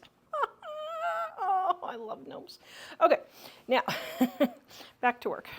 Stir your coating with your baking mix. Okay, so then what you're going to do is you're going to dip your chicken in your butter or margarine, and then you're going to put it in the pan. And flip it over is what I would do. Okay, dip it, and then put it in your pan. You know what? I'm just going to dip all of these here real quick. Just make it all. I believe in mass production. Henry Ford and I would have been great friends. Don't you agree? Yes. Okay. Then we got in here. There we go. Then we're coating it. There we go. And just a minute, coat the last one, and then I'm going to squish. Okay.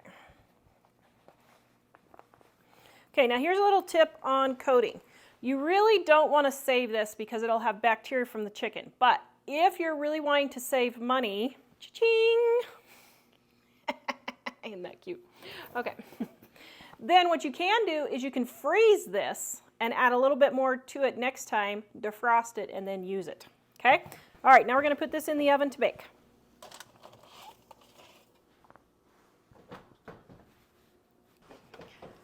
All right. Oh, yum. There is the oven fried chicken. Oh my goodness.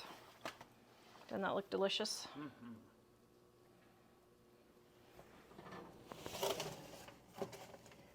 And there is the maple glazed chicken.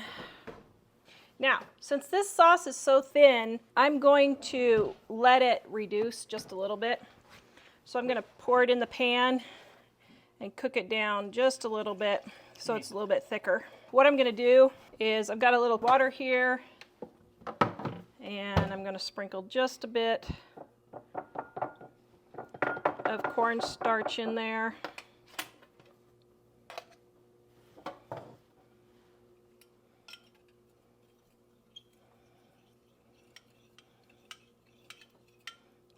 Pour it in, bring this to a boil, and it will thicken up.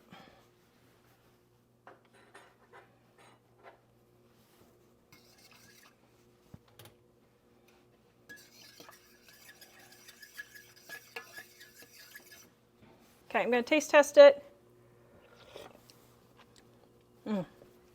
Needs just a titch more salt. Okay, and we'll let this thicken.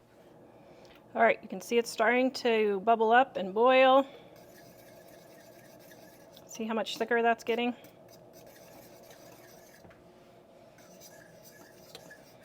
Let it thicken just a bit more.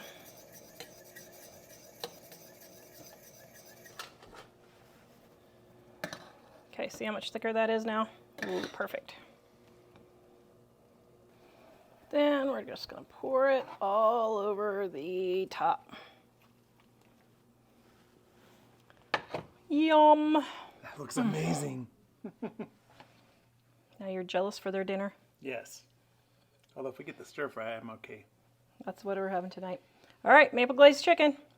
All right, making the coleslaw in Dining on a Dime Cookbook, Volume 1 on page 194. Now, I'm making coleslaw to go with dinner for a friend that had a baby, but this is also going to be our dinner of stir fry, so I'm combining them both. All right, so first I'm going to grate my cabbage and my carrots. Ready?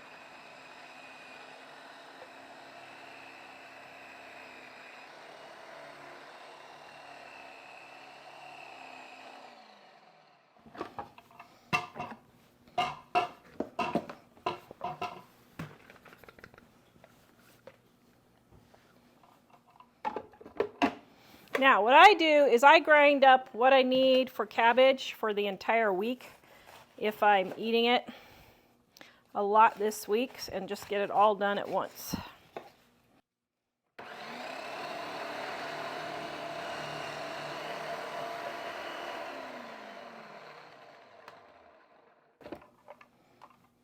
There.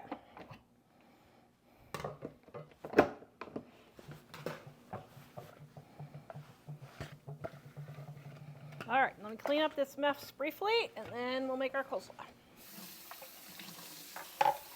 Okay, now I don't wash my food processor when it's non-greasy food. So like this, I just rinse it all out, and there's no reason to waste time or energy doing all that. All right, so what I do first is I mix all my cabbage and carrots, just like so.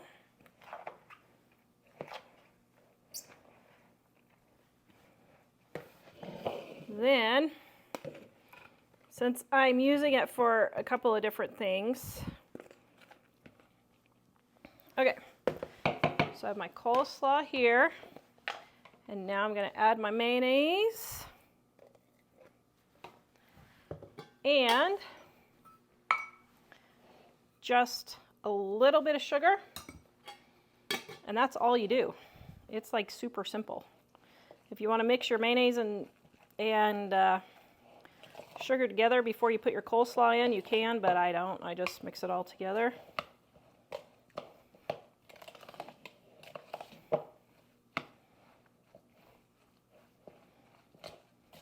If there's not enough mayonnaise, just put a little bit more in until it's all nice and moistened. Oh, yum. Okay, now this is one chicken breast, semi-frozen because it's a lot easier to cut.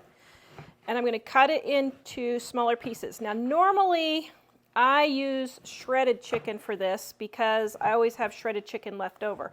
But this time I happen to have a chicken breast left over. So I'm going to cut it up into teensy tiny pieces for stir fry, and this is going to be our dinner tonight. Some of those are still pretty big, so I'm going to cut those up, but about that size. Now, this is going to feed 3 people. And to go with this, I'm going to make rice, Dining on a Dime, Volume 1, page 181. Right here is the directions. And on our website, livingonadime.com. And the link is in the description below. Now, this is the pan method. You can use a rice cooker if you want, but I'm showing you how to make it in a pan if you don't have a rice cooker. All right, so we've got our water. We're going to put a generous sprinkle of salt in, then an oil, butter or margarine is fine. Mike's likes olive oil. And then we're going to add our rice.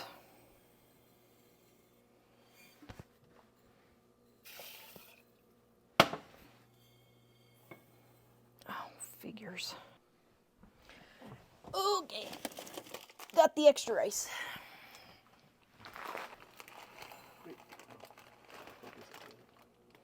Okay. No, I don't rinse my rice or anything like that. Then just put the lid on, bring it to a boil, and then you're going to turn it down to medium high and let it cook until the rice has absorbed all the water, about 20 minutes. Okay, as soon as you see your rice boil, turn your rice down to medium low so it just stays on a simmer. That way it won't boil up all over your stove and make a giant mess. Ask me how I know. I watch it for just a minute to make sure it's not going to boil over, and then when it slows down, if it looks like it's going to, you can just knock the bubbles down real quick. All right, then after about 20 minutes, you can see all those holes. That's how you know the rice is done. Look at that nice fluffy rice. Okay, now, oh, perfect homemade rice. This stir-fry recipe is adapted from my recipe in Dining on a Dime Cookbook, Volume 1 on page 255. Now, my family doesn't like peanut butter. Mike doesn't like peanut butter in his stir-fry. So, we're adapting it for him. And I don't have celery on hand, but I'm just going to use extra green peppers and onions. So, you can adapt this to however you want. All right, got my pan with my olive oil. And I'm going to sprinkle in my onions from my garden. Well, let's just use them all. There we go. And my peppers from my garden, and we're going to just cook these just a titch.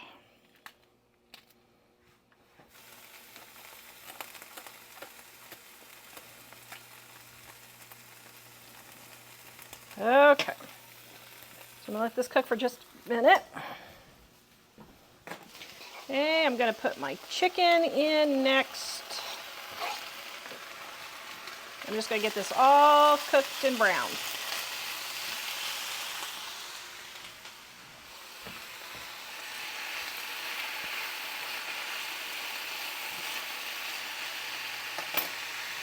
Seasoned salt.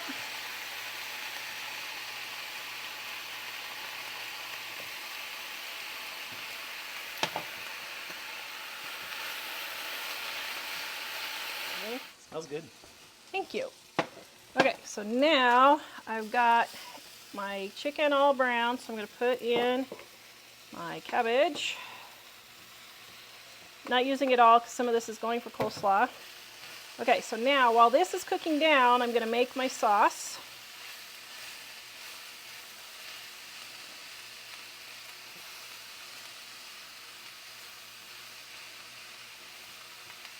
Okay. Now, I'm going to add my ginger.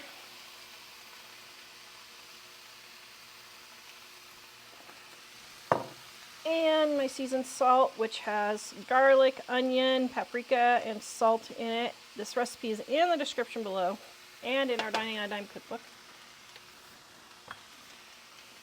Okay, now while that's cooking, I'm going to put a little bit of cornstarch in water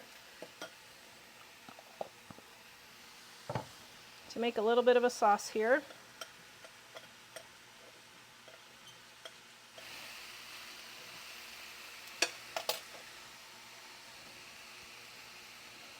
Soy sauce. I'm gluten-free, so this is gluten-free.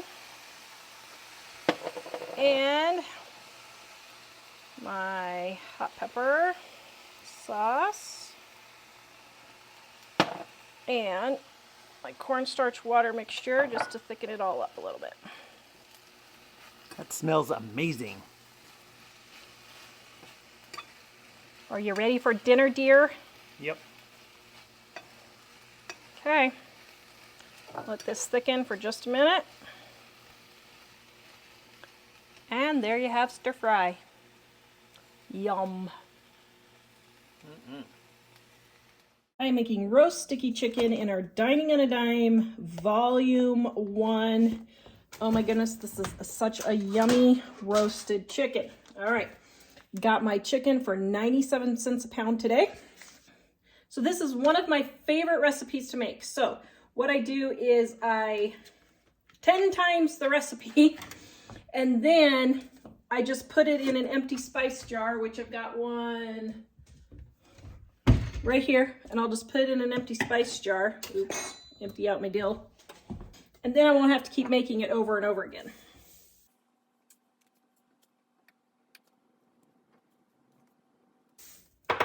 All right, there's my salt. Then we got our paprika. Then my cayenne pepper.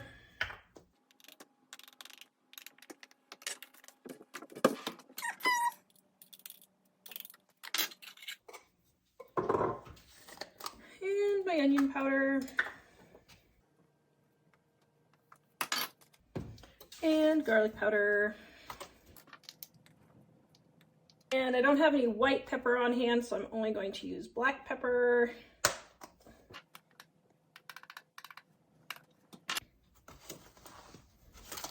Then I just stir it up like this.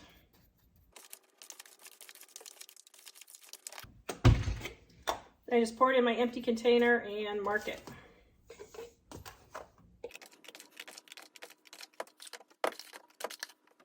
Whoops, I should have done that over the sink.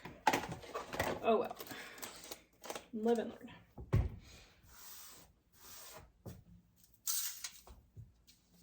Then I'm going to take my onion. Now you can do onion or orange. I'm doing onion right now since we're eating our oranges.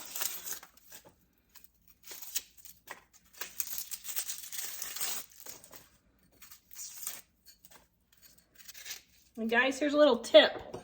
If you store your onion in the refrigerator, you won't cry when you peel it. See, I'm not crying because the onion gases fall down from being cold instead of going up to your nose. Okay? All right, so then I am going to put my onion inside the cavity of my chicken. No, I do not wash my chicken because all it does when you do that is splats germs all over your kitchen, and you don't want that. Okay, that onion's a little large, but that's okay.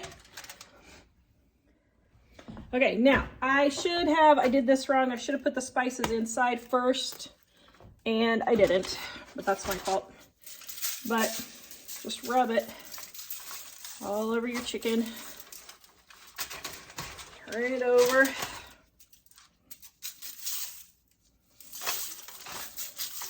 Get it all nice and covered.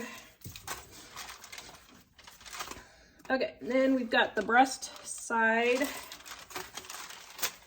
down. So all the juices run into the breast. We're gonna restuff the onions in there. Whoops.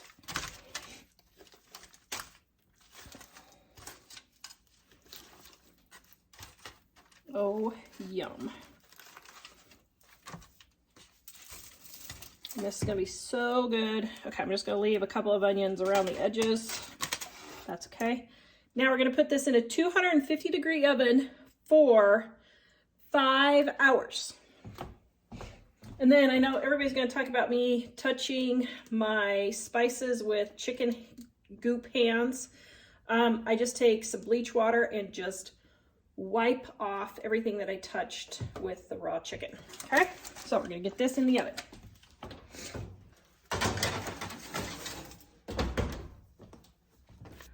Roast sticky.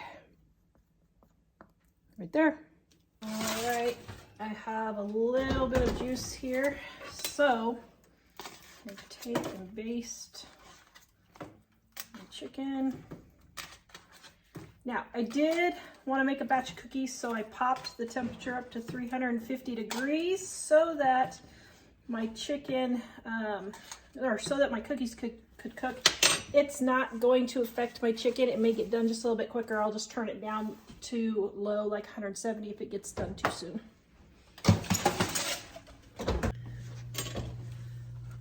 Okay, so I had it at 350 for about an hour while I was making some cookies. So you can see how yummy and delicious that is looking. So now it's about an hour till dinner. So I'm gonna turn the heat down and let it just stay warm in the oven.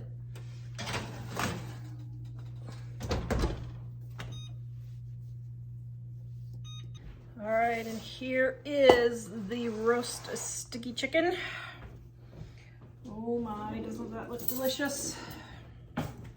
Even more importantly, doesn't it smell delicious? Does it smell delicious? Smells delicious. Okay, now let's see. Oh yeah. Yum. Let's see. Look at that. Falling apart, yummy goodness. All right. Wait, did you just sneak a bun? So how's it taste? Amazing. I'm a garlic lover and it's definitely garlicky.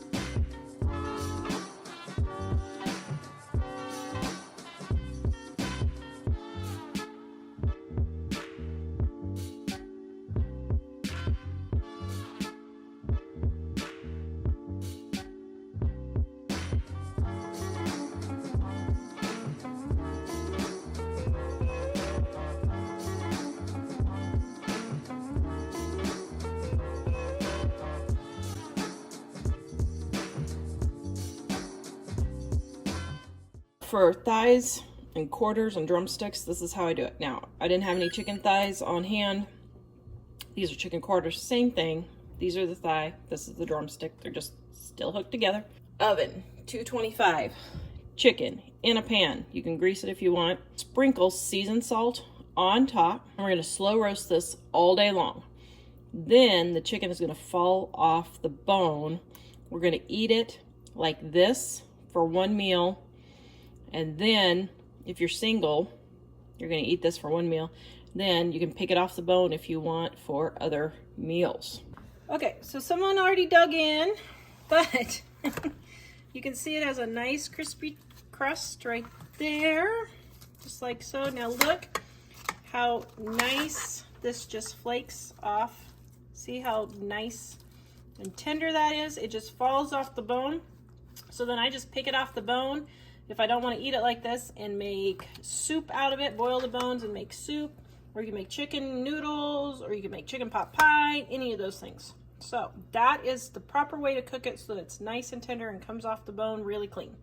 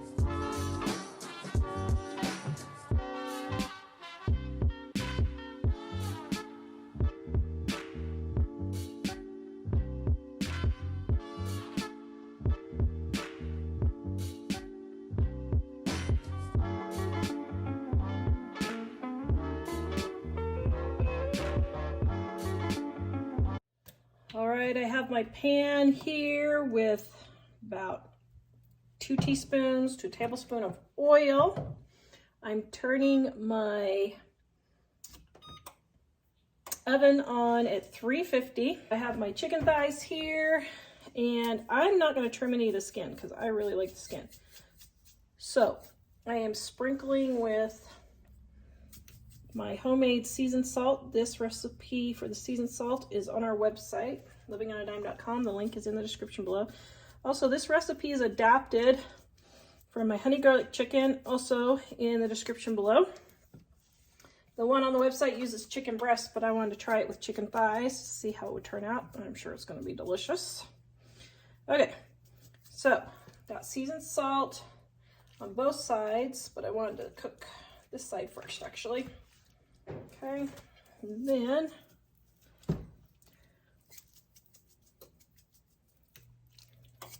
no, I get lots of questions. I do not wash my chicken before I fry it. all the germs die at 165 degrees, so I'm not going to be splatting chicken germs all over my kitchen. All right, we're going to let this brown, and then we're going to turn it over.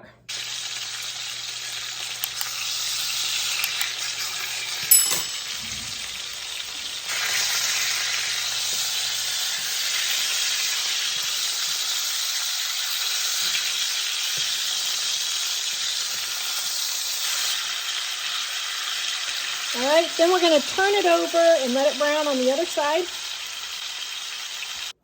Now for our honey garlic mixture. Here is a little tip for honey.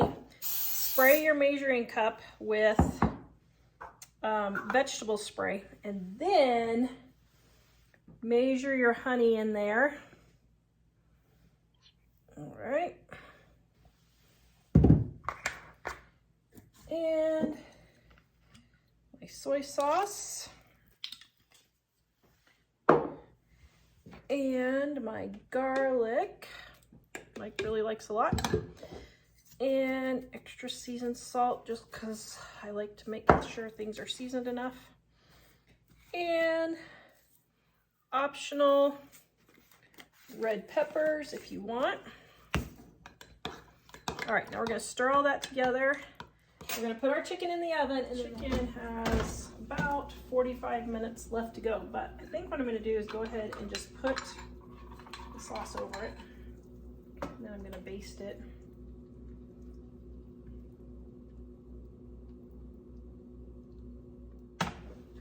All right, it's been about a half an hour. I'm going to let this cook for about another 45 minutes or so.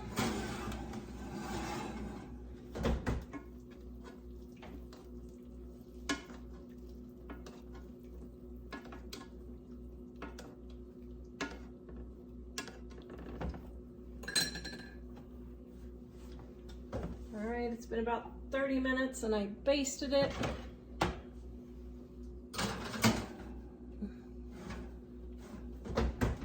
Probably another 15 to 20 minutes.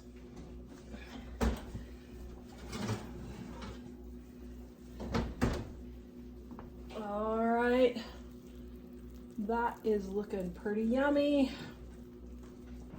Look at that amazingness. Holy smokes.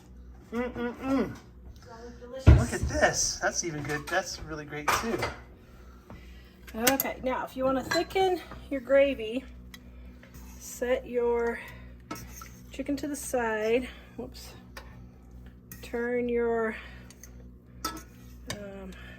whatever on. Okay.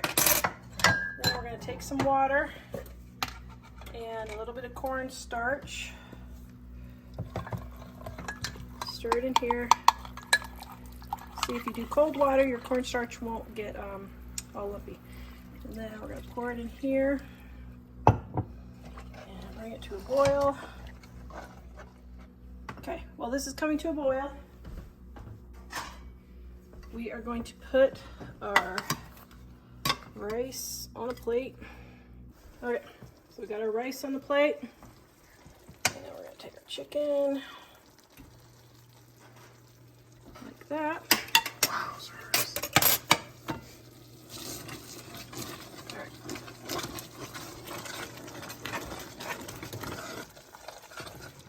Then I'm just going to pour our sauce all over it. And there you go. What do you think, dear? Amazing. It looks amazing. It smells even more amazing. Amazinger. Amazinger. All right, today I am doing a sheet pan dinner. This is how I save on dishes. Peeling my potatoes. You don't want to eat the green on potatoes, but you can still eat the white part. Perfectly fine if they're sprouted.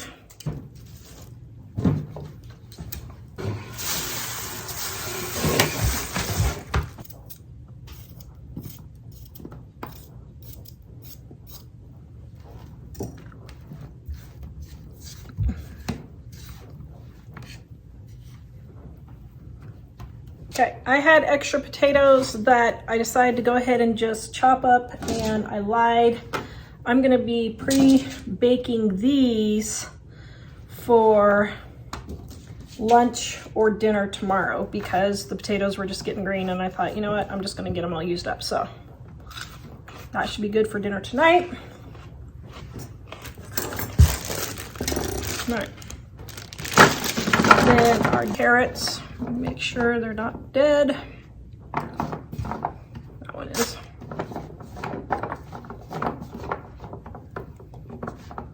And then Mom's coming over for dinner and she does not like onions, so I'm going to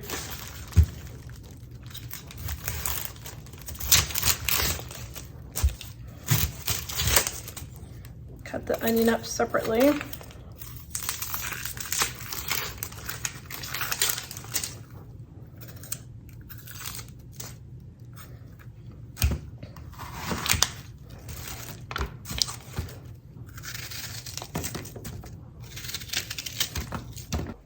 Before I put on my chicken, I'm going to put some olive oil over here for my chicken,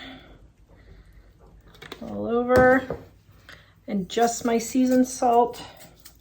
Now, this would technically be 5 ingredients, 6 ingredients, but you can see 10 minutes worth of chopping, and that's for extra potatoes tomorrow. All right. I'm going to get this all mushed up and nice. And then we're going to get our carrots all oiled up and our onions all oiled up. And we're going to make it all look pretty again. There we go. There we go. And then got our chicken and our chicken and our chicken. Okay, let me wash my hands real quick. I forgot these ones.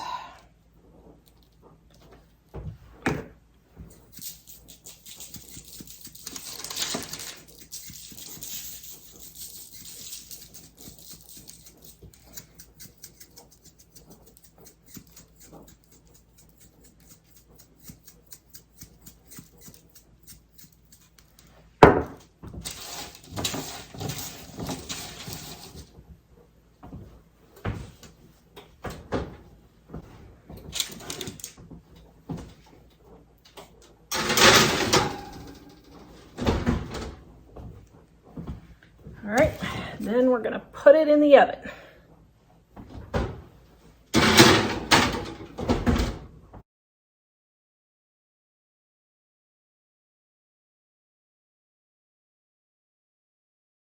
I've been decluttering all day and I am super tired. This is one of my really fast recipes. Spray a pan. Now you can line a pan if you want instead, if you don't want to do cleanup. Take chicken thighs and put them in your pan like so. I only need 4 for today. Now I'm going to put a little bit of cooking spray on top to brown it. Then I'm going to add my seasoned salt. Now I'm going to let this cook for about 15 to 20 minutes. And then I'm going to come in and pour my barbecue sauce all over the top of it and cook for another 10 or 15 minutes at 375 degrees. Okay, it's been about 15 minutes. And I probably should let it go a few more minutes, but that's fine. I have a show to do. So, I'm gonna put this all over the top. Let it cook for about another half an hour, and then have Jack take it out of the oven. And half of it will probably be gone.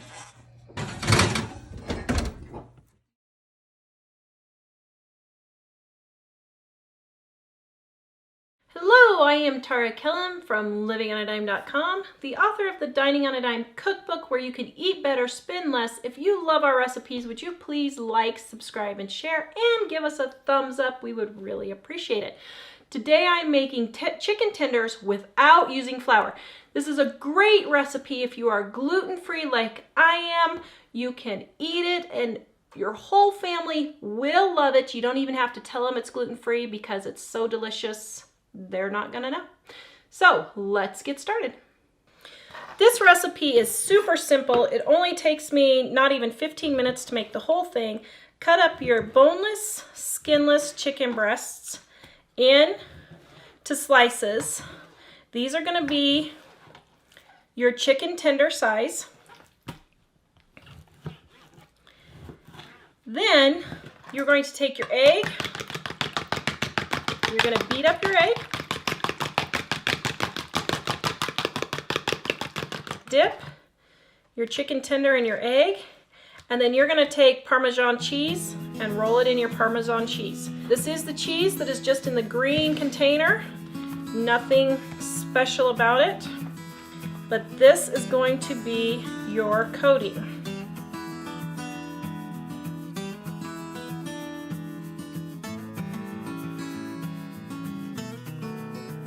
I fry these in oil because they are slightly quicker, but you can bake these in the oven if you would prefer. To fry them in oil, put a small amount of oil in your pan. Put your chicken tenders in to start frying.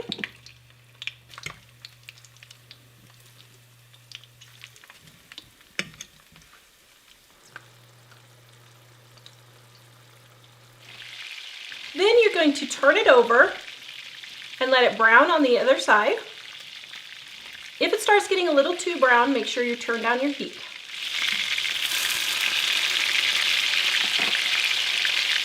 When both sides are nicely brown, remove from oil and serve. Okay, here's my taste tester.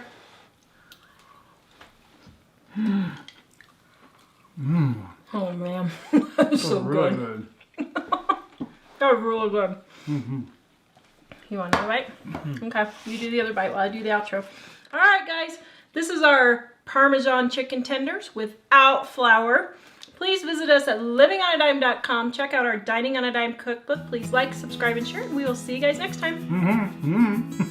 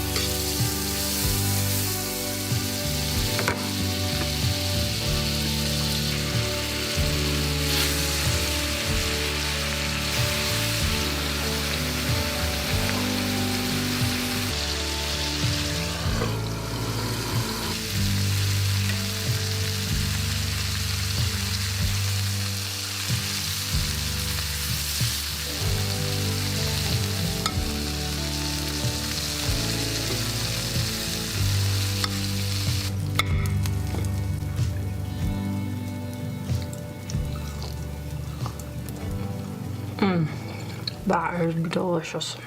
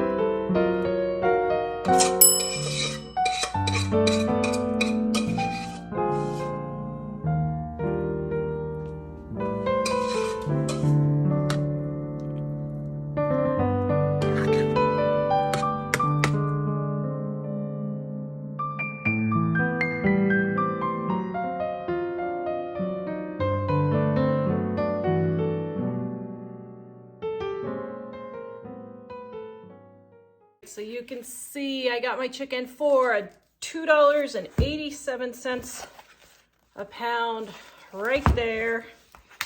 This is one of our easiest dinners. I take 2 of these, and I have a husband and 2 teen boys, and I just make chicken bites just like so.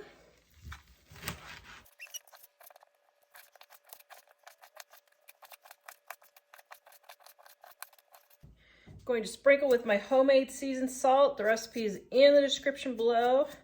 It's also in our Dining on a Dime cookbook, volume 1, which you can get in the link in the description below. Guys, if you are loving these super easy recipes, would you please hit that thumbs up button and share our videos?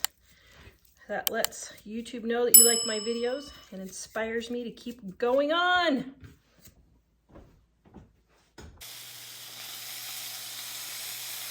Okay, that's looking yummy.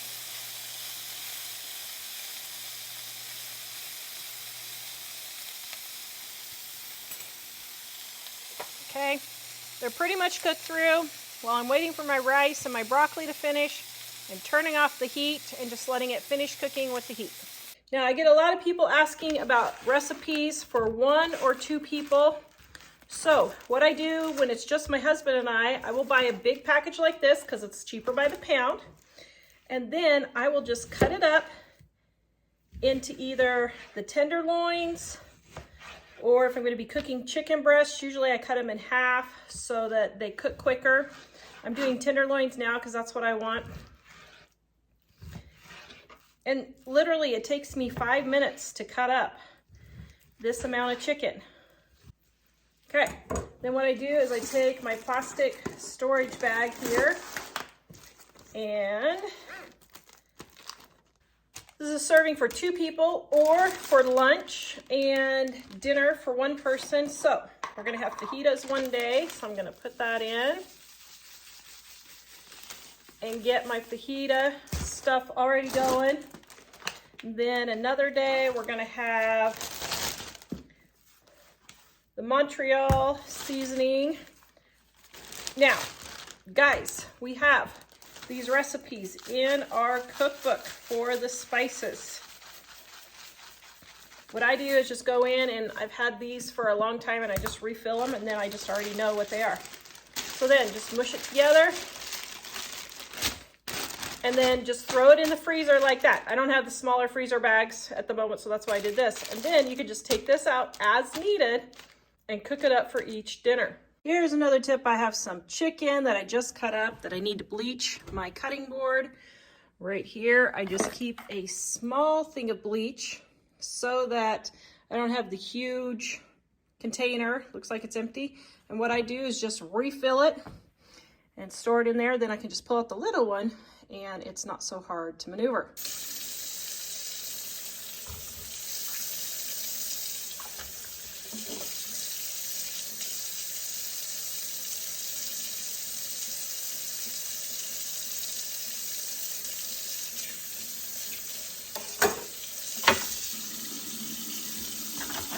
All right, and I need to bleach my sink since I had some chicken in there, so I'll wipe it down.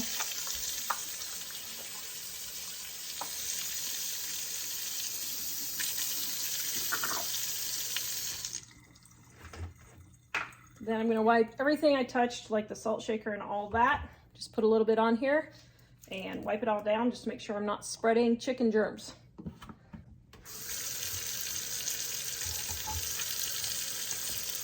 I checked my timer on my phone and it took me 1 minute to do all of that. Now, I poke a little hole and pour out the extra water first. Okay. Okay. Broccoli. Kids broccoli. Dad broccoli. There, I'll put the rest on hers. See, am I a mother of 4 children or what? Yep. There is the cooked chicken. Okay. And let's put some on right there. Put some on right there. Put some on right there. What? Just laughing at the kids. Broccoli. Okay, now rice. There we go. Ooh, it should be going a little bit more. Hold on. Boop.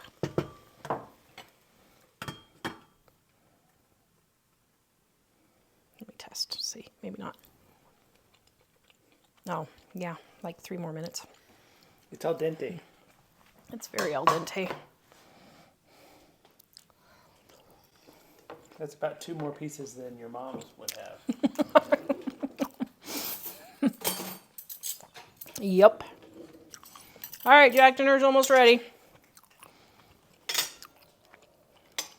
Oh, is this mine? Yes. That's the kids' plate. Are you Makes happy sense. with the kids' plate? Yes, I'm very happy with it. Okay. Got to build strong bones and muscles there. Gotta have your vegetables. Plenty of vegetables. Yep. Because you're a growing boy. You're a growing boy up there above me. Okay, I think the rice might be done now. Okay, here we go.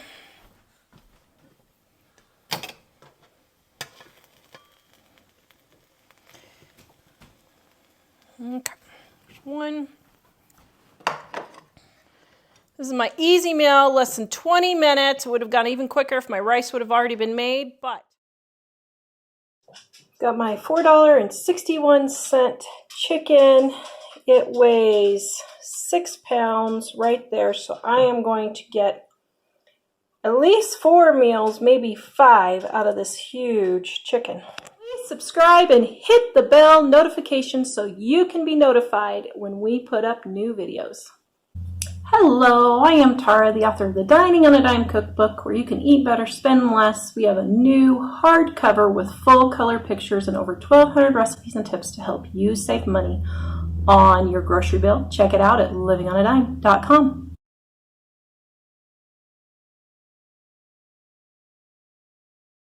So what I'm going to do is I'm going to cut up 1 onion, and I'll see how much will fit in my chicken here. And if you put your onion in the refrigerator, you won't cry. I have not cried with onions for the 25 years since I learned this little tip. So store your onions in the refrigerator and you won't cry. Then you're going to open up your chicken.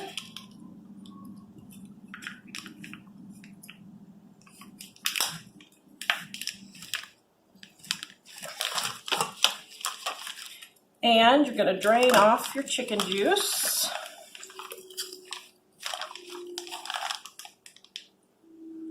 Okay, drained off my chicken juice. Now I'm going to find my giblets. It's there.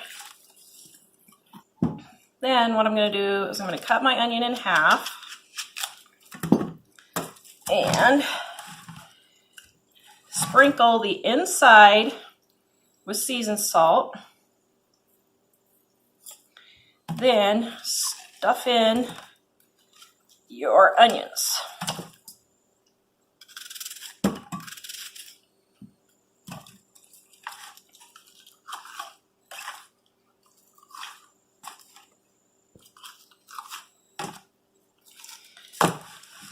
Whoops. Okay.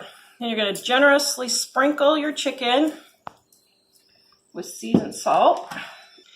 Then you want to put your chicken breast side down. Now how you can tell is it looks like a little heart here. So that's the chicken breast right there.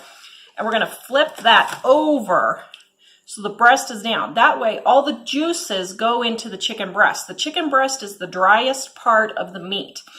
And so by turning it upside down, all the juices from the fat will go into the chicken breast and make it moist and tender.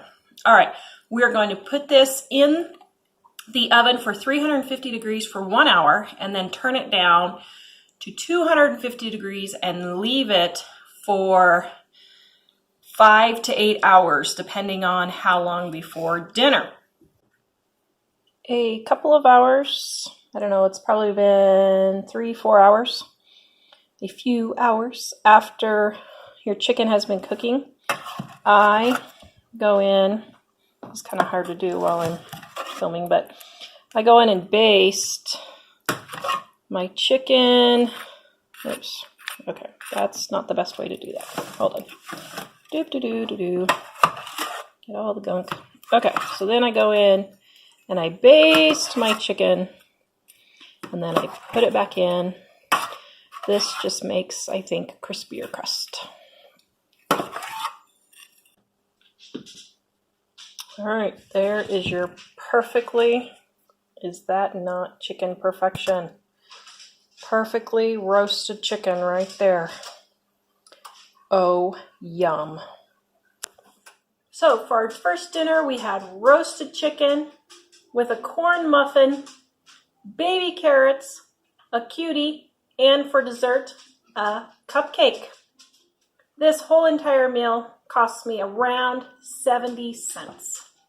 All right, so I'm picking off all the big chunks of chicken, and we are going to use some of that in stir fry. The bones are going to go for soup, so I'm going to simmer those overnight. Get all the big chunks off. You want to get as much of the big pieces of meat off as you can so that you can use those for things like green chili, that type of thing. Then we're going to fill our crock pot with water, and then we're going to let our bones simmer all night on low. I don't add anything else to my chicken except for a little bit of salt or seasoned salt if you would like. Now, look at all this chicken we have. I'm going to save just a little bit, probably about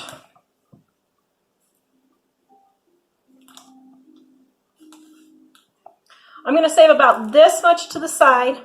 We're going to use that for the chicken noodle soup and the green chili. The rest of the chicken meat will come off the bones after they're done simmering. Then what I'm going to do is I'm going to divide the rest of this, and I'm going to use this for our stir fry and this for chicken sandwiches.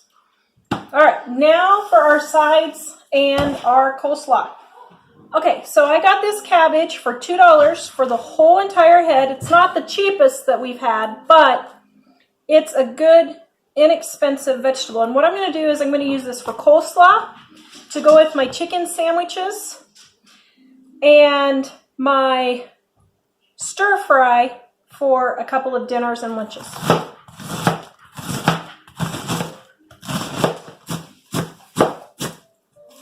All right, so I have my whole head of cabbage cut up.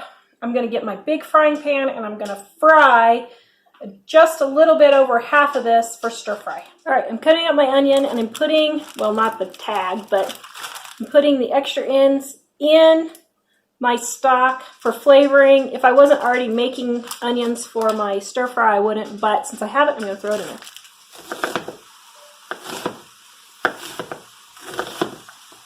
And my carrots for my stir fry and my coleslaw.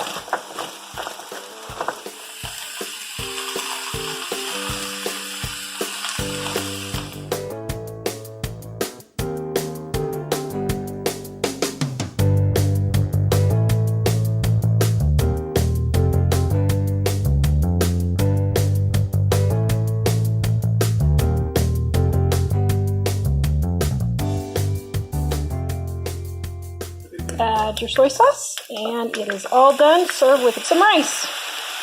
With rice, this is about 8 servings of stir fry. And I forgot to add my ginger. This is a super filling dinner, and it cost about $3 for 8 servings. Then you're going to cut up your chicken to make you a nice chicken salad or chicken sandwich, however you want to do it.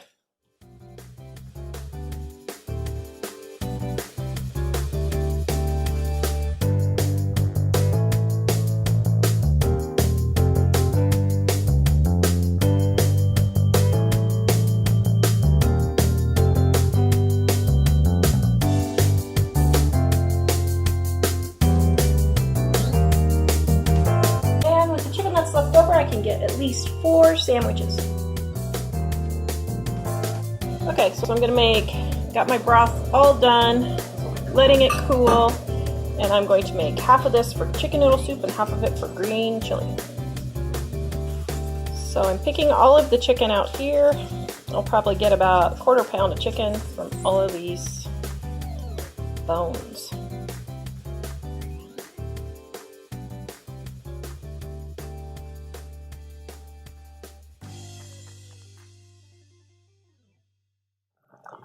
And we have the chicken noodle soup. It's hard to see, but I used macaroni noodles just because that's what I had on hand.